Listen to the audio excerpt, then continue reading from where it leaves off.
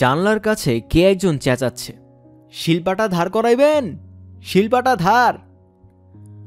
লোকটার গলার স্বর বেশ মিষ্টি, কেমন টেনে টেনে বলছে। নুহাসের বিছানা জানলার পাশে। সে 7 ভূতের কাণ্ড নামের একটা বই পড়ছিল। বই ফেলে জানলার শিক ধরে দাঁড়ালো, উঁচু গলায় ডাকলো, এই এই লোক। লোকটা অবাক হয়ে তাকালো। রোগা একজন মানুষ, পরনে সবুজ রঙের লুঙ্গি, গায়ে ময়লা গেঞ্জি, হাতে ছোট্ট একটা পুটলি। লোকটা বিস্মিত হয়ে বলল, শিল্পাটা ধার করাইবেন? হ্যাঁ করাবো, আপনি আসুন, কাছে আসুন।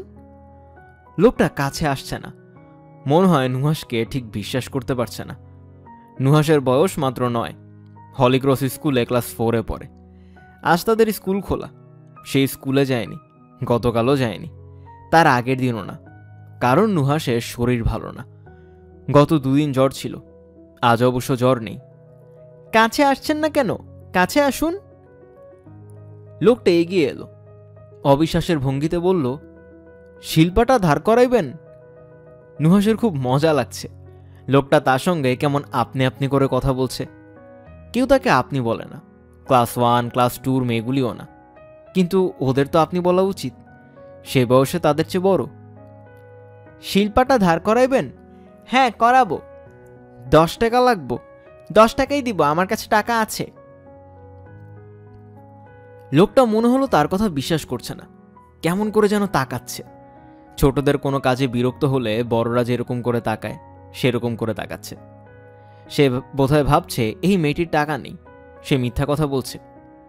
নুহাসের টাকা কিন্তু আছে, জমানো টাকা, হরলিক্সের কাচের বয়মে ভরা।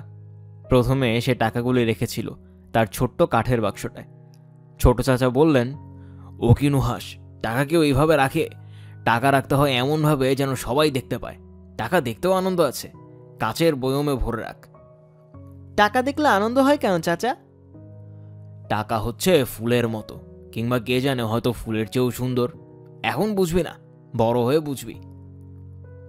ছোট চাচা কথাবার্তাই এরকম। কিছু বলেই দীর্ঘ নিঃশ্বাস ফেলে বলবে, সারগর্ভ বাণী দিলাম, এই বাণীর মর্ম এখন বুঝবি না, বড় হয়ে বুঝবি। নুহাস বড় হবার জন্য অপেক্ষা করছে।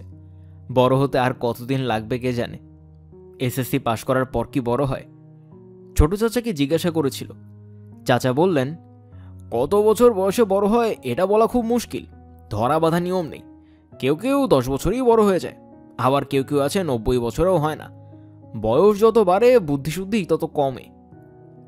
ছোট চাচার কথার কোনো আগামাথা নেই। নুহাসের বাবার ধারণা তার ভাইটির মাথায় ব্রেইন বলে কোনো পদার্থ নেই। মাথাটা সাবানের ফেনা দিয়ে ভর্তি, তাও গায়ে মাখা সাবানের ফেনা না, কাপড় ধোয়া সাবানের ফেনা। কে জানে, হতেও পারে। বাবা তো আর মিথ্যা কথা বলবেন না, জেনে শুনেই বলেছেন। তাছাড়া বাবা হলেন টিচার, টিচাররা মিথ্যা বলতে পারে না, নিয়ম নেই। লোকটা সরু চোখে তাকিয়ে আছে। এবার সে নিঃশ্বাস ফেলে চলে যেতে ধরল। নুহাস বলল, ও কি চলে যাচ্ছেন কেন? আপনাকে তো বলেছি আমার কাছে 10 টাকা আছে, হরলিক্সের কৌটায় ভরা আছে। দাঁড়ান, এনে দিচ্ছি। চকচকে টাকা নিবেন না ময়লা টাকা নিবেন? আমার কাছে 2টা 10 টাকার নোট আছে, একটা চকচকে নোট, একটা ময়লা। নোটটা জবাব দিল না। নুহাস হরলিক্সের কৌটা খুলে চকচকে নোটটাই বের করলো। চকচকে নোট পেলে সবাই খুশি হয়, লোকটাও খুশি হবে। লোকটা খুশি হলে হেসে ফেলবে। ছোট চাচা বলেছেন, শোন নুহাস, তুই যদি সারাদিনে 3 জন মানুষকে হাসাতে পারিস তাহলে ধরে নিতে হবে তুই অসাধারণ একজন মানুষ। মাত্র 3 জনকে হাসাতে পারলেই হবে? হ্যাঁ, মাত্র 3 জন, কিংবা একজনকেই 3 বার। সময়সীমা হচ্ছে সূর্যোদয় থেকে সূর্যাস্ত পর্যন্ত। 3 জনকে হাসানো তো খুব সহজ চাচা। মোটেই সহজ নয়, ভয়ঙ্কর কঠিন কাজ। গল্প বলে হাসানো না, তুই এমন কোনো কাজ করবি যা দেখে খুশি হয়ে মানুষটা হাসবে। যত সহজ ভাবছিস তত সহজ না, কঠিন কর্ম। পৃথিবীতে অনেক মানুষ আছে যারা সারা জীবনেও একজনকে খুশি করতে পারেনি। কাজটা যে কঠিন নুহাস এখন তা জানে। যেমন আজ সে এখন পর্যন্ত কাউকে হাসাতে পারেনি। সকাল 11টা বাজে, দিনের অর্ধেক তো চলেই গেল। নুহাস জানালা দিয়ে চকচকে নোটটা বের করে রেখেছে, কিন্তু লোকটা হাসছে না। নুহাস বলল, নিন। নিচ্ছেন না কেন? ধার করাইবেন? অবশ্যই করাবো। লোকটা হাত বাড়িয়ে টাকা নিল। নুহাস বলল, খুব ভালো করে ধার করবেন। অবশ্যই ভালো করে দিমু আম্মা, অবশ্যই দিমু। শিল্পাটা ধার ব্যাপারটা কি নুহাস জানে না। ছুরি কাঁচি ধার দেওয়া হয় তা সে জানে। সে দেখেছেও চাকতির মতো একটা জিনিস আছে, রিক্সা যেভাবে প্যাডেল করা হয় সেভাবে প্যাডেল করে জিনিসটা ঘোরানো হয়। বাটি ছুরি কাঁচি চাকতির কাছে ধরলেই আগুনের ফুলকি বের হয়, এর নাম ধার দেয়া। শিল্পাটা ধার দিতে নুহাস কখনো দেখেনি, আজ হয়তো দেখা যাবে। নুহাস বলল, ধার দেবার যন্ত্রপাতি কোথায়? আছে, যন্ত্রপাতি আছে, এই ব্যাগের মধ্যে আছে, বের করুন তো একটু দেখি।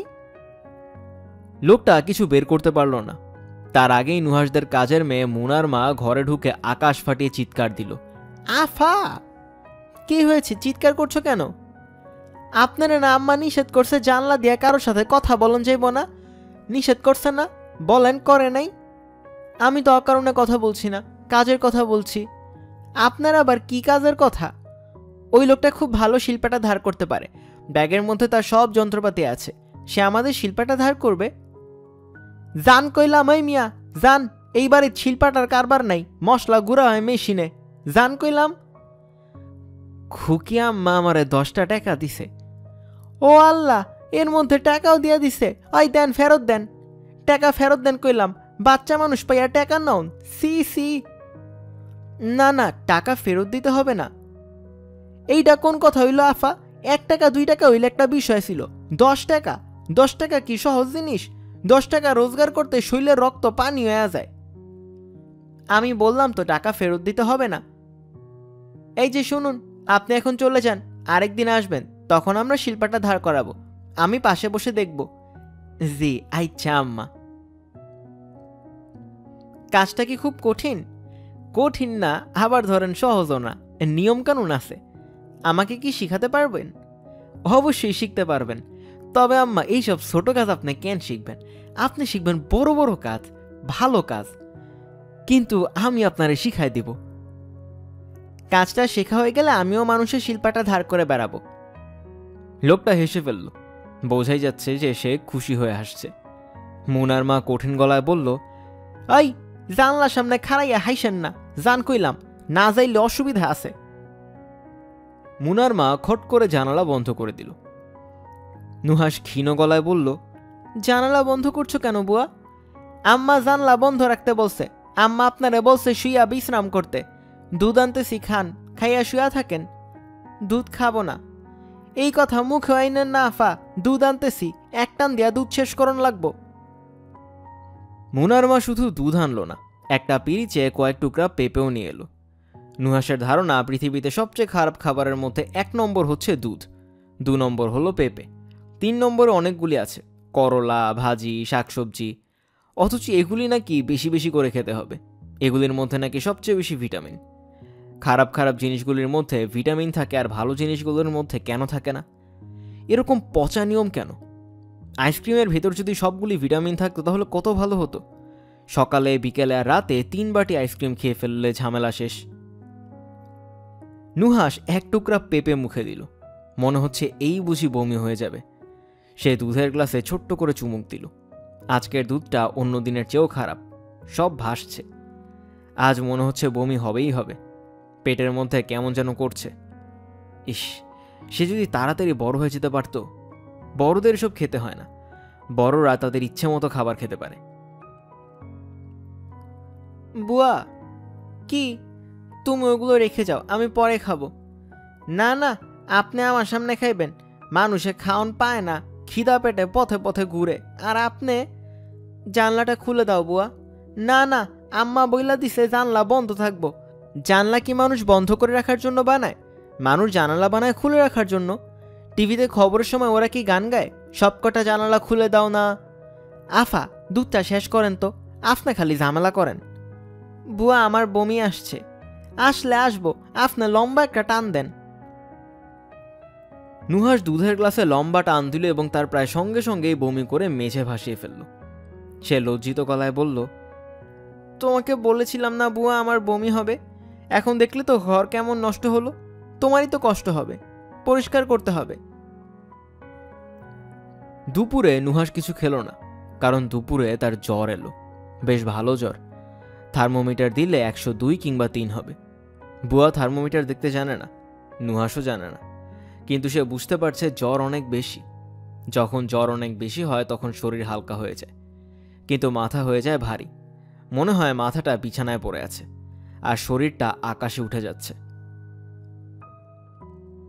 মাথায় পানি দিমু আফা? না, একটু দেই, শরীর বেশি গরম ঠেকতাছে। তাহলে দাও। একজন ডাক্তার খবর দিয়ে আনি আফা, আপনি একলা একলা থাকতে পারবেন? ডাক্তার লাগবে না, বাবার আসার সময় হয়ে গেছে, 3:30 বাজে। মুনার মা ড্রয়ার থেকে থার্মোমিটার বের করে অনেকক্ষণ ঝাঁকিয়ে নুহাসের কাছে নিয়ে এলো। বগলে থার্মোমিটার দেন আফা, জ্বরটা দেখি। জ্বর তো তুমি দেখতে পারো না, আমিও পারি না, আপনি দেন দেখি। নুহাস থার্মোমিটার দিল। জ্বর বোধহয় আরও বাড়ছে, কানের কাছে কেমন ভো ভো শব্দ হচ্ছে। জ্বর খুব বেড়ে গেলে এমন শব্দ হয়। নুহাস তার বাবার জন্য অপেক্ষা করতে লাগলো। তার বাবা 4টার ভেতর চলে আসবেন, 5টার সময় নুহাসকে ডাক্তারের কাছে নিয়ে যাবেন, এরকম কথা হয়েছে আজ। মা রোজ 5টার মধ্যে চলে আসেন, 4টার সময় তার অফিস শেষ হয়, বাসায় আসতে আসতে 5টা বাজে। আজ মার আসতে দেরি হবে, কারণ অফিসের শেষে তিনি তার অফিসের এক কলিগের বাড়িতে যাবেন। রাতে সে বাড়িতে তার খাবারের দাওয়াত। কলিগ কি জিনিস নুহাস জানত না, মাকে জিজ্ঞেস করে জেনেছে। মা বলেছেন কলিগ হলো সহকর্মী, একসঙ্গে যারা কাজ করে তারা সবাই কলিগ। নুহাস বলেছে, তাহলে ভিখিরিরা সবাই কলিগ, তাই না মা? উদ্ভট কথা বলবে না নুহাস, উদ্ভট কথাবার্তা তুমি তোমার বাবার সঙ্গে বলো, কিংবা তোমার ছোট চাচার সঙ্গে বলো, আমার সঙ্গে না। ভিখিরি হচ্ছে ভিখিরি, ওরা কাজ করে না। মাকে নুহাস অসম্ভব ভালোবাসে। রেগে যখন মা তর্ক করেন তখন মাকে তার সবচেয়ে বেশি ভালো লাগে। এমনিতেই মা খুব ফর্সা, রেগে গেলে গাল লাল টুকটুকে হয়ে যায়, তখন মাকে যা সুন্দর লাগে। বাবা রাগলে কেমন লাগে নুহাস জানে না, কারণ বাবাকে সে কখনোই রাখতে দেখেনি। মা যখন খুব রেগে বাবার সঙ্গে তর্ক করে তখন বাবা হাসেন, হাসতে হাসতে বলেন, কোনো লাভ নেই রেবেকা, তুমি আমাকে রাগাতে পারবে না। তুমি যত ইচ্ছা হইচই করো, চেঁচামেচি করো, আমি শুধু মিটিমিটি হাসবো। চেষ্টা করে দেখো, যদি সত্যি কোনোদিন রাগাতে পারো তাহলে নগদ 500 টাকা পাবে। নগদ 500 দেব, সব চকচকে 10 টাকার নোট। নুহাসের খুব ইচ্ছা করে বাবাকে রাগিয়ে চকচকে 10 টাকার নোটে নগদ 500 টাকা নিয়ে নেয়। টাকাটা পেলে সে হরলিক্সের কৌটায় রেখে দিত, কিন্তু বাবাকে রাগানো আসলেই মুশকিল। বুয়া একবার বাবার হাত ঘড়ি টেবিল থেকে ফেলে ভেঙে ফেলল। বাবা সেই ভাঙা ঘড়ির দিকে তাকিয়ে হেসে ফেললেন। মা রাগী গলায় বললেন, তুমি হাসছো কেন? দামি ঘড়ি ভেঙে ফেলেছে, এর মধ্যে হাসির এলিমেন্ট কি আছে? আছে, হাসির একটা এলিমেন্ট এর মধ্যেও আছে। বলো আমাকে, আমি জানতে চাই হাসির এলিমেন্টটা কি। ঘড়ির দিকে তাকিয়ে দেখো, ঘন্টার এবং মিনিটের কাঁটা ঠিক 12টায়, অর্থাৎ ঘড়িরও 12টা বেজে গেছে। বাবা শব্দ করে হাসতে লাগলেন। ভাবটা এরকম যেন এমন মজার ব্যাপার তার জীবনের আগে ঘটেনি। 6টা বেজে গেছে। নুহাসের বাবা সিটি কলেজের ইতিহাসের লেকচারার মিনহাজউদ্দিন এখনো ফেরেনি। মুনার মা মোড়ে ডিসপেন্সারি থেকে এক ডাক্তারকে নিয়ে এসেছে। ডাক্তার সাহেব জ্বর দেখলেন, গম্ভীর গলায় বললেন, 103.5। 0.5 ব্যাপারটা কি নুহাস বুঝতে পারছে না। ডাক্তার সাহেবকে জিজ্ঞেস করতে ইচ্ছা হচ্ছে, কিন্তু মনে হচ্ছে জিজ্ঞেস করলেই উনি রেগে যাবেন। কিছু কিছু মানুষ আছে প্রশ্ন করলেই রেগে যান, ডাক্তার সাহেবকে সেরকম মনে হচ্ছে। তাছাড়া উনি এমনিতেও রেগে আছেন। রাগি রাগি গলায় বললেন, এমন অসুস্থ বাচ্চা ফেলে বাবা মা দুজনই চলে গেলেন, এটা কেমন কথা? নুহাসের ইচ্ছা করছিল বলে, ওনারা যখন যান তখন আমার অসুখ ছিল না, কিন্তু সে কিছু বলল না। ডাক্তার সাহেব যখন বললেন, এখন কেমন লাগছে খুকি? ভালো লাগছে। আসলে তার ভালো লাগছিল না, খুবই খারাপ লাগছিল। তবু সে মিথ্যা করে বলল ভালো লাগছে। মিথ্যা বলাটা ঠিক হয়নি, মিথ্যা বললে পাপ হয়। তবে ছোট চাচা বলেছেন সব মিথ্যায় পাপ হয় না। কিছু কিছু মিথ্যা আছে যেগুলি শুনলে মানুষ খুশি হয়, সেই সব মিথ্যায় পাপ হয় না, বরং খানিকটা পুণ্য হয়। ডাক্তার সাহেব গম্ভীর মুখে বললেন, জ্বর কমানোর জন্য ওষুধ দিয়ে গেলাম, সিরাপ 3 চামচ এখন খাও, 6 ঘন্টা পর আবার 3 চামচ খাবে। জি আচ্ছা। মাথায় পানি ঢালতে হবে আর গা স্পঞ্জ করে দিতে হবে। যতক্ষণ পর্যন্ত জ্বর 100 না হয়েছে ততক্ষণ পর্যন্ত মাথায় পানি ঢালতে হবে। আপনার ভিজিট কত ডাক্তার সাহেব? কেন? আমার কাছে টাকা আছে, হরলিক্সের কৌটায় আছে। বাইরের কলে গেলে 100 টাকা ভিজিট নেই, তবে বিশেষ বিশেষ ক্ষেত্রে কমও নেই। তোমার ক্ষেত্রে কম নেব। কত? 1 টাকা দাও। পুরনো ময়লার নোট না, ঝকঝকে নোট দাও। নুহাস 1 টাকার একটা নোট বের করল। ডাক্তার সাহেব হেসে ফেললেন। হাসতে হাসতে টাকাটা মানিব্যাগে রাখলেন। আশ্চর্য, এত গম্ভীর একজন মানুষ কি সুন্দর করে হেসে ফেলল। তাহলে আজ দিনে নুহাস কজনকে হাসাতে পারল? 2 জনকে। আরও একজন বাকি রয়েছে। খুকি, আমি এখন যাচ্ছি, যা করতে বলছি করবে, আর রাত 10টার ভেতর যদি তোমার বাবা মা কেউ না আসেন আমাকে খবর দেবে। খবর পেয়ে আপনি কি করবেন? কি করব বুঝতে পারছি না, খুব খারাপ কিছু করে বসতে পারি। আমি আবার ভয়ঙ্কর রাগী মানুষ। কাজের মেয়েটা গেল কোথায়? তাকে বললাম মাথায় পানি ঢালতে, সে করছে কি? এই বাড়ির সবাই দেখি খুব ঢিলা ঢালা, এইসব তো সহ্য করা যায় না। ওর নাম কি? ওর নাম আমি জানি না, ওকে সবাই মুনার মা ডাকে। মুনাস মাদার? ভাগ্য ভালো সে আমার বাড়িতে চাকরি করছে না। আমার বাড়িতে চাকরি করলে এতক্ষণে চাকরি নট হয়ে যেত। মুনার মা চায়ের কাপ ট্রেতে সাজিয়ে ঢুকল। সে ডাক্তার সাহেবের জন্য এতক্ষণ চা বানাচ্ছিল। তোমাকে বলা হয়েছে রুগীর মাথায় পানি ঢালতে, তুমি চা বানাচ্ছ। তুমি নিতান্ত ভাগ্যবতী যে আমার বাড়িতে চাকরি করছো না। আমার বাড়িতে চাকরি করলে এতক্ষণে তোমার চাকরি নট হয়ে যেত। চাটাও তো ভালো হয়নি, ঠান্ডা হয়ে আছে। এখনও চা বানানো শেখোনি, তাহলে এতদিন কি শিখেছ? ডাক্তার সাহেব এক চুমুকে চা শেষ করে উঠে দাঁড়ালেন। গম্ভীর গলায় বললেন, রাত 10টার মধ্যে এই মেয়ের বাবা মা না ফিরলে তুমি এক দৌড়ে আমাকে খবর দেবে। আমি রাত 11টা পর্যন্ত চেম্বারে থাকি, মনে থাকবে? জি, থাকবো। এখন আর দেরি না করে পানি ঢালা শুরু করো। খুকি, আমি যাচ্ছি। নুহাস খুব উদ্বেগ নিয়ে অপেক্ষা করতে লাগলো। যার আগি ডাক্তার, বাবা মা রাত 10টার মধ্যে না এলে তাকে খবর দিতে হবে। তিনি এসে বাবা মার সঙ্গে হয়তো একটা ঝগড়াই বাঁধিয়ে বসবেন। নুহাসের মা রেবেকা 11টা বাজার ঠিক 5 মিনিট আগে বাসায় ফিরল। অসুস্থ মেয়েকে ফেলে এতক্ষণ বাইরে থাকতে তার নিজেরই খারাপ লাগছিল। বাধ্য হয়ে থাকতে হয়েছে। ভদ্রলোক খাবারই দিয়েছেন 10টার পর। রেবেকা সবসময় ঘরে ঢুকে কিছুক্ষণ মুনার মার সঙ্গে ঝগড়া করে। কেন ঘর পরিষ্কার হয়নি, কেন আলনা অগোছালো, মেঝেতে ধুলা কেন, চায়ের কাপটা কাত হয়ে আছে কেন, চেয়ারের উপর ভেজা তোয়ালে কেন। আজ রেবেকা ঝগড়া করল না। নুহাসের খুব জ্বর এসেছিল শুনে চুপ করে গেল। নুহাসের ঘরে ঢুকে তার কপালে হাত রাখল। নুহাস জেগেই ছিল, কিন্তু ভান করল যেন সে গভীর ঘুমে। কই, জ্বর নাই তো। এখন কমছে, মাথার পানি ঢালছি, তারপরে ডাক্তার সাহেব ওষুধ দিছেন। ডাক্তার সাহেব ওষুধ দিয়েছেন মানে ডাক্তার পেলে কোথায়? আমি খবর দিয়ে আনছি আম্মা, পাড়ার ডাক্তার। আলগা মাতব্বরি করো কেন মুনার মা? তোমাকে আলগা মাতব্বরি করতে কে বলেছে? জ্বর খুব বেশি ছিল আম্মা, পানির মতো ঠান্ডা গা, বলে জ্বর বেশি ছিল। কাকে না কাকে ডেকে নিয়ে এসেছো? আমি লক্ষ্যবার বলেছি আমরা বাসায় না থাকলে কোনো বাইরের লোক যেন ঘরে না ঢুকে। তোমাকে কি এই কথা অসংখ্যবার বলা হয়নি? যে আম্মা বলছেন, আফার জ্বর দেখে আমরার মাথার গেল আউলায়া। চট করে মাথা আউলানো ভালো না। বড় ডাক্তার নুহাসের চিকিৎসা করছেন, মাঝখান থেকে অন্য একজন এসে কি না কি ওষুধ দিয়েছে। ওষুধ ভালো দিছে আম্মা, খাওয়ানোর পরে পরে জ্বর কমতির দিকে। আমার সামনে থেকে যাও তো মুনার মা, মুখে মুখে কথা বলবে না। নুহাসের বাবা আসেনি? যে না।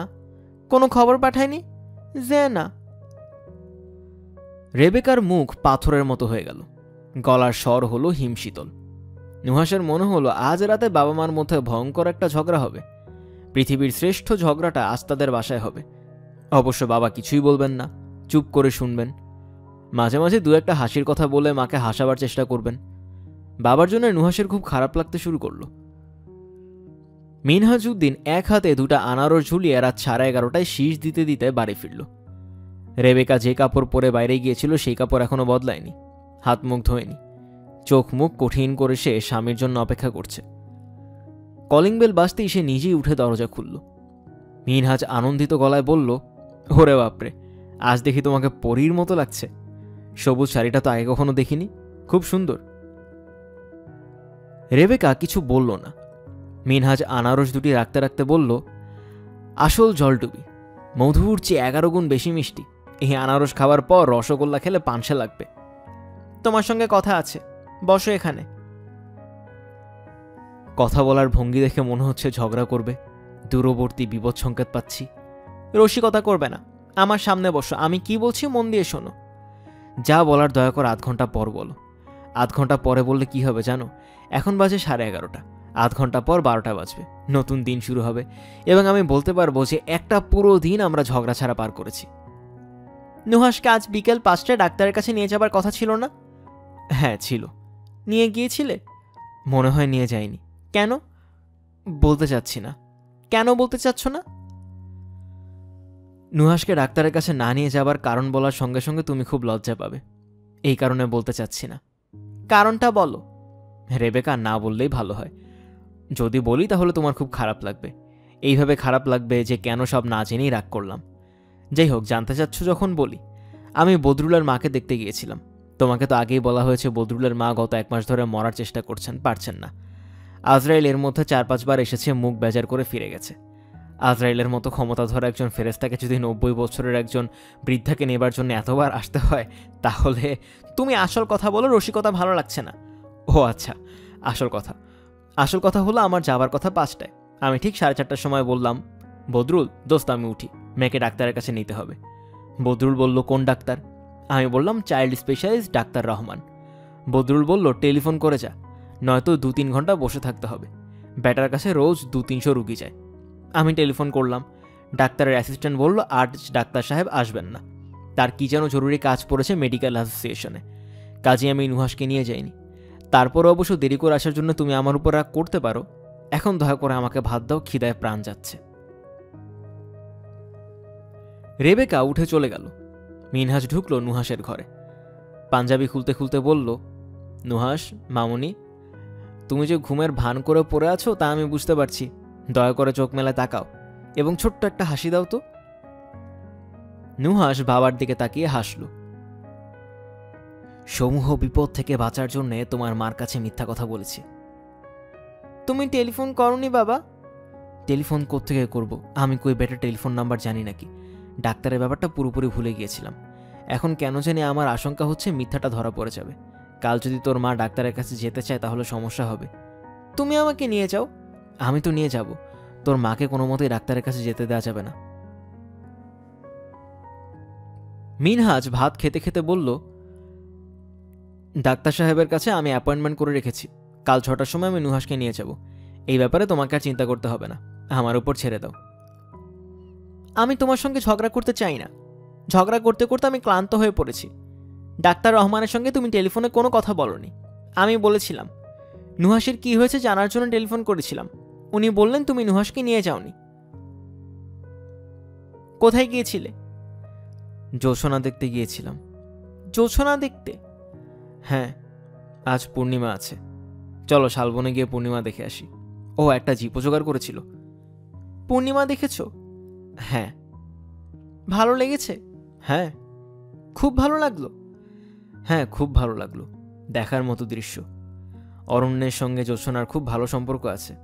আমাদের উচিত পূর্ণিমা রাতগুলি বনে কাটানো। এজন্যই রবীন্দ্রনাথ বলেছেন, আজ জোছনা রাতে সবাই গেছে বনে। পূর্ণিমা দেখতে তোমার আর অসুবিধা করব না। তুমি মনের সমস্ত মাধুরী মিশিয়ে পূর্ণিমা দেখতে পারবে। হাঁ করে সারা রাত চাঁদের দিকে তাকিয়ে থাকতে পারবে, কারণ আমি তোমার সঙ্গে বাস করব না। তার মানে তুমি থাকবে তোমার পূর্ণিমা নিয়ে, তোমার বন্ধু বান্ধব নিয়ে, আমি থাকবো নুহাসকে নিয়ে। আমি কিছু বুঝতে পারছি না। বুঝতে না পারার তো কিছু নেই, আমি যা বলেছি সহজ বাংলায় বলেছি। রেবেকা উঠে চলে গেল। মিনহাজ মনের ভুলে কচকচ করে একটা আস্ত কাঁচামরিচ চাবিয়ে ফেলল। রেবেকা নুহাসকে ডাক্তারের কাছে নিয়ে যাবে। কাপড় পরে তৈরি হচ্ছে। মিনহাজ বলল, আমি সঙ্গে যাই? না, তুমি না, তুমি তোমার বন্ধুদের কাছে যাও, ওদের সঙ্গে গল্প করো। পূর্ণিমার পরের রাতও সুন্দর জোছনা হয়। যাও শালবনে গিয়ে জোছনা দেখে আসো। চেষ্টা করলে আজও নিশ্চয়ই জিপটা জোগাড় করা যাবে। শুধু শুধু রাগ করছো। আমি মোটেই রাগ করছি না, ঝগড়াও করছি না। অতীতে অসংখ্যবার ঝগড়া করেছি, কুৎসিত ঝগড়া করেছি। এখন ঠিক করেছি আর না। তোমাকে আমি আর কখনো বিরক্ত করব না। আমি চাই না তুমিও আমাকে বিরক্ত করো। আচ্ছা, আমি আর বিরক্ত করব না। আমি কি করলে তুমি বিরক্ত হও তার একটা লিস্ট করে বাসার ঘরে টানিয়ে রাখো। এখন থেকে আমি লিস্ট মেনে চলব। সস্তা রসিকতা আমার সঙ্গে করবে না। এই ধরনের সস্তা রসিকতা আগে অনেকবার করেছ, এগুলি পুরনো হয়ে গেছে। ও আচ্ছা, নতুন কিছু কি বলবো? নতুন কিছু বলতে হবে না, বরং আমি তোমাকে নতুন কিছু বলি। অফিস থেকে আমাকে একটা কোয়ার্টার দেবে। আমি নুহাসকে নিয়ে ওই কোয়ার্টারে চলে যাব। আমি সেখানে যেতে পারবো না। না। কবে দিচ্ছে কোয়ার্টার? খুব শিগগিরই দেবে। অল্প কিছুদিন আমি এই বাড়িতে আছি, সেই অল্প কিছুদিন তুমি যদি এই বাড়িতে না থাকো তাহলে খুব ভালো হয়। বাড়ি থেকে বের করে দিচ্ছ? রেবেকা জবাব দিল না। নুহাসের কান্না পেতে লাগলো। মা বাবার সঙ্গে এরকম ঝগড়া করছে কেন? কই, বাবা তো ঝগড়া করছে না। বাবা জোছনা দেখতে গিয়েছে তো কি হয়েছে? জোছনা দেখতে ভালো লাগে তাই দেখতে গিয়েছে। মাকে নিয়ে ডাক্তারের কাছে যেতে নুহাসের ভালো লাগে না। মা কেমন গম্ভীর হয়ে থাকে। বাবাকে নিয়ে যাবার মধ্যে অনেক রকম মজা আছে। রিক্সা দিয়ে যাবার সময় যদি দেখা যায় একজন আমড়াওয়ালা যাচ্ছে, তখন নুহাসকে কিছু বলতে হবে না, বাবা নিজেই বলবে, আমার খুব আমড়া খেতে ইচ্ছা করছে রে নুহাস, কি করা যায় বলতো? আমরা কিনবো? খেতে ইচ্ছা করলে কিনে ফেলো। দুজন দুটা আমরা কিনে খেতে খেতে চাই, কি বলিস? আচ্ছা। দুটা আমরা কেনা হতো। বাবা আমরায় কামড় দিয়েই বলতেন, বরিশালের আমরা, বসে বসে কামড়া। বেলুনওয়ালাকে রাস্তায় দেখা গেলে বাবা অতি অবশ্যই রিক্সা থামিয়ে বলবে, দেখি আমাদের দুজনকে দুটা বেলুন দাও তো, অনেকদিন আমি বেলুন নিয়ে খেলি না, খেলতে ইচ্ছা করছে। কত রকম মজা যে বাবা করে। রিক্সায় যাবার সময় মাঝে মাঝে তাকে ঘাড়ে বসিয়ে রাখে, হাসতে হাসতে বলে, লোকজন কিরকম অবাক হয়ে তাকাচ্ছে দেখ রে নুহাস, সবাই ভাবছে এই মেয়েটি এত লম্বা হলো কি করে। আমার ভয় করছে বাবা। বেশি ভয় করছে? আমি কি শিখিয়ে দিয়েছি ভয় পেলে কি করতে হয়? একটা গান গাইতে হয়, তাহলে সেই গানটা গলা ছেড়ে গিয়ে ফেল। আমার লজ্জা করছে বাবা। লজ্জা করার কিছু নেই। আচ্ছা আমিও গাচ্ছি, আমার সঙ্গে গাইলে আর লজ্জা করবে না। দুজন একসঙ্গে তখন গাইতে থাকে। মার সঙ্গে বেরুলে এরকম কোনো মজা নেই। চটপটি খেতে ইচ্ছা করলে মাকে বললে লাভ হবে না। মা বলবে, এইসব খেতে হয় না মা, চটপটি ভর্তি থাকে জীবাণুতে, কিলবিল করতে থাকে জীবাণু, নোংরা কুচ্ছিত সব জীবাণু। ঝালমুড়ি খেতে ইচ্ছা করলে মা বলবে, তাকিয়ে দেখ ঝালমুড়িওয়ালার হাতগুলি কি ময়লা, সে তার ময়লা হাতে মুড়ি মেখে দেবে, ওই মুড়ি খেলেই অসুখ হবে। তারপরে অবশ্য মার সঙ্গে বেড়াতে যাবার অন্যরকম মজা আছে। মা এক হাতে তাকে জড়িয়ে ধরে রাখে, কি যে ভালো লাগে, এত আনন্দ হয়। ডাক্তার সাহেব বললেন, তারপর খুকি তোমার কি নাম? নুহাস। বাহ, কি সুন্দর নাম। দেখি খুকি জিভটা বার করো তো। নুহাস জিভ বার করল। ডাক্তার সাহেব বললেন, নুহাস নামের মানে কি খুকি? কি অদ্ভুত, জিভ ভিড় করিয়ে প্রশ্ন করছে নুহাস নামের মানে কি। জিভ ভিড় করে রেখে কেউ কথা বলতে পারে? ডাক্তার সাহেব নিজে পারবেন? কি খুকি, নামের অর্থ বলতে পারছো না? নুহাস জিভ ভেতরে ঢুকিয়ে বলল, নুহাস শব্দের অর্থ হলো কম দামি ধাতু। কম দামি মানে? লোহা, পিতল, এইসব ধাতুর নাম যদি রাখতেই হয় তাহলে রাখা উচিত দামি দামি ধাতুর নাম, যেমন প্লাটিনাম, সোনা, রূপা। খুকি জিভ ভেতরে ঢুকিয়েছ কেন? জিভ বের করো। কে রেখেছে এই নাম? আমার বাবা রেখেছেন। আহা, আবার জিভ ভেতরে ঢুকালে। বাচ্চাদের নিয়ে এই যন্ত্রণা, কথা শুনতে চায় না। ডাক্তার সাহেব নানান ধরনের পরীক্ষা করলেন, অদ্ভুত অদ্ভুত প্রশ্ন করলেন। হাঁটুতে ব্যথা হয় কিনা, গভীর রাতে খিদে পায় কিনা, চোখ দিয়ে পানি পড়ে কিনা, ঠোঁট শুকিয়ে যায় কিনা। শেষমেশ বললেন, আমি তেমন কিছু পাচ্ছি না। হঠাৎ হঠাৎ জ্বর আসে ওর, আকাশ পাতাল জ্বর। আকাশ পাতাল জ্বর আবার কি? অনেক বেশি জ্বর, 104, 105। আমি কিছু টেস্টের কথা লিখে দিয়েছি, থরো চেক আপ হোক। কোনো একটা ভালো জায়গা থেকে টেস্টগুলি করাবেন। ব্যাঙের ছাতার মতো ল্যাবরেটরি গজিয়েছে, এজন্যে টেস্টের সঙ্গে আরেকজনের টেস্টের মিল নেই। আমাদের চিকিৎসা করতে হচ্ছে অনুমানে। আপনি টেস্টগুলি করে দিন 15 পরে আসুন। ওগি হুগি, তুমি এখনো জিভ বের করে আছো কেন? আপনি তো জিভ ভেতরে ঢুকাতে বলেননি। ডাক্তার সাহেব হো হো করে হেসে ফেললেন। নুহাস মনে মনে বলল, হাত ছাড়া দিনে একজনকে মাত্র হাসাতে পেরেছি, কোনো রকমকে আরো দুজনকে যদি হাসানো যেত তাহলে চমৎকার হতো। রাস্তায় নেমে রেবেকা বললেন, কিছু কিনতে ইচ্ছা করছে নুহাস? না। ইচ্ছা করলে বল। চকলেট? চকলেট খেতে ইচ্ছা করছে? রেবেকা 300 টাকা দিয়ে 1 টিন ক্যাডবেরিজ চকলেট কিনল। আচ্ছা, বেতন পেয়েছে, বেশ কিছু টাকা ব্যাগে। নুহাসের জন্য কখনো তেমন কিছু কেনা হয় না, অসুস্থ মেয়ে। রিকশায় উঠে রেবেকা বলল, টিনটা খুলে একটা মুখে দাও মা। বাবাকে নিয়ে খুলব। বাবাকে কি তোমার বেশি ভালো লাগে মা? নুহাস চুপ করে রইল। বাবাকে তার আসলে অনেক বেশি ভালো লাগে, কিন্তু মাকে এই কথা বললে মা মন খারাপ করবে। নুহাস, কথা বলছো না কেন? বাবাকে কি তোমার বেশি ভালো লাগে? না। আমাকে বেশি ভালো লাগে? না। তাহলে কি দাঁড়ালো, কাউকেই ভালো লাগে না? দুজনকে সমান সমান ভালো লাগে। দেখো মা, তুমি এখন কথা বলছো ডিপ্লোমেটের মতো। ডিপ্লোমেট কি জানো তো? ডিপ্লোমেট হচ্ছে রাজনীতিবিদ। এরা কি করে? এরা সবাইকে খুশি রাখতে চায়। তোমার যা বয়স তাতে সবাইকে খুশি দরকার নেই। তুমি যদি তোমার বাবাকে বেশি ভালোবাসো তাহলে সেটা বলবে। সত্যি কথা বলার অপরাধে তো তোমাকে আমি শাস্তি দিব না। আমি তোমাকেই বেশি ভালোবাসি মা। তোমার বাবাকেও নিশ্চয়ই তুমি একই কথা বলো। তাকেও নিশ্চয়ই তুমি বলো তোমাকেই আমি সবচেয়ে বেশি ভালোবাসি বাবা। না, বলি না। তুমি সবসময় জানতে চাও কাকে বেশি ভালোবাসি, বাবা কখনো জানতে চায় না। জানতে চাইলে বলতে। তাহলে কি মিথ্যা কথা বলা হলো না? একই সঙ্গে কি দুজনকেই বেশি ভালোবাসা যায়? যায়। শোনো নুহাস, আজ রাতে তোমাকে কিছু জরুরি কথা বলা হবে। তুমি চকলেট খেতে খেতে খুব মন দিয়ে কথাগুলোই শুনবে। আচ্ছা। তোমার হয়তো শুনতে ভালো লাগবে না, তবু শোনা দরকার। আচ্ছা। দেখি জ্বর আছে কিনা। রেবেকা জ্বর দেখল। তার মুখ বিষণ্ণ হয়ে গেল। সে নিচু গলায় বলল, আবার জ্বর আসছে মনে হচ্ছে। কি হচ্ছে এইসব? 2 দিন পর পর জ্বর। রেবেকা বাড়ি ফিরে দেখল বাড়িতে হুলুস্থুল হচ্ছে। মিনহাজ রান্না করছে। মুনার মা শুকনো মুখে একটু দূরে দাঁড়িয়ে। ঘরময় থালাবাটি ছড়ানো। খাবার টেবিলের উপর একটা বাটি। সবজি কাটা হচ্ছে টেবিলে। মিনহাজ হাসি মুখে বলল, রান্না করছি। রান্নাবান্না করে তোমার মন ভুলানোর চেষ্টা। কি রান্না হচ্ছে জানো? হাঙ্গেরিয়ান গোলাস। অপূর্ব। একবার খেলে কোরমা পোলাও মুখে রুচবে না। কোরমা পোলাও মুখে দিয়ে থু করে ফেলে দিবে। রেবেকা কিছু না বলে শোবার ঘরে ঢুকল। নুহাসকে শুয়ে দিল বিছানায়। নুহাস বলল, মা, আমি বাবার রান্না দেখব। না, তোমাকে বাবার রান্না দেখতে হবে না। আমার দেখতে ইচ্ছা করছে মা। অন্য আরেকদিন দেখবে।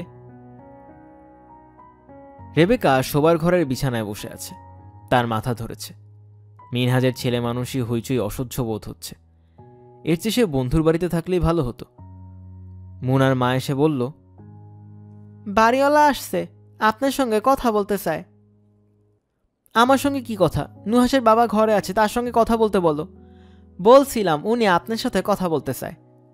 বসতে বলো, আমি যাচ্ছি। বাড়িওয়ালা সিদ্দিক সাহেব অন্য বাড়িওয়ালাদের মতো না। তিনি বেশ ভদ্র, কথাবার্তায় অমায়িক। নতুন মাস শুরু হওয়া মাত্র ভাড়ার জন্যে তাগিদের পর তাগিদ পাঠানোর অভ্যাসও তার নেই। কেমন আছেন? ভালো আছি।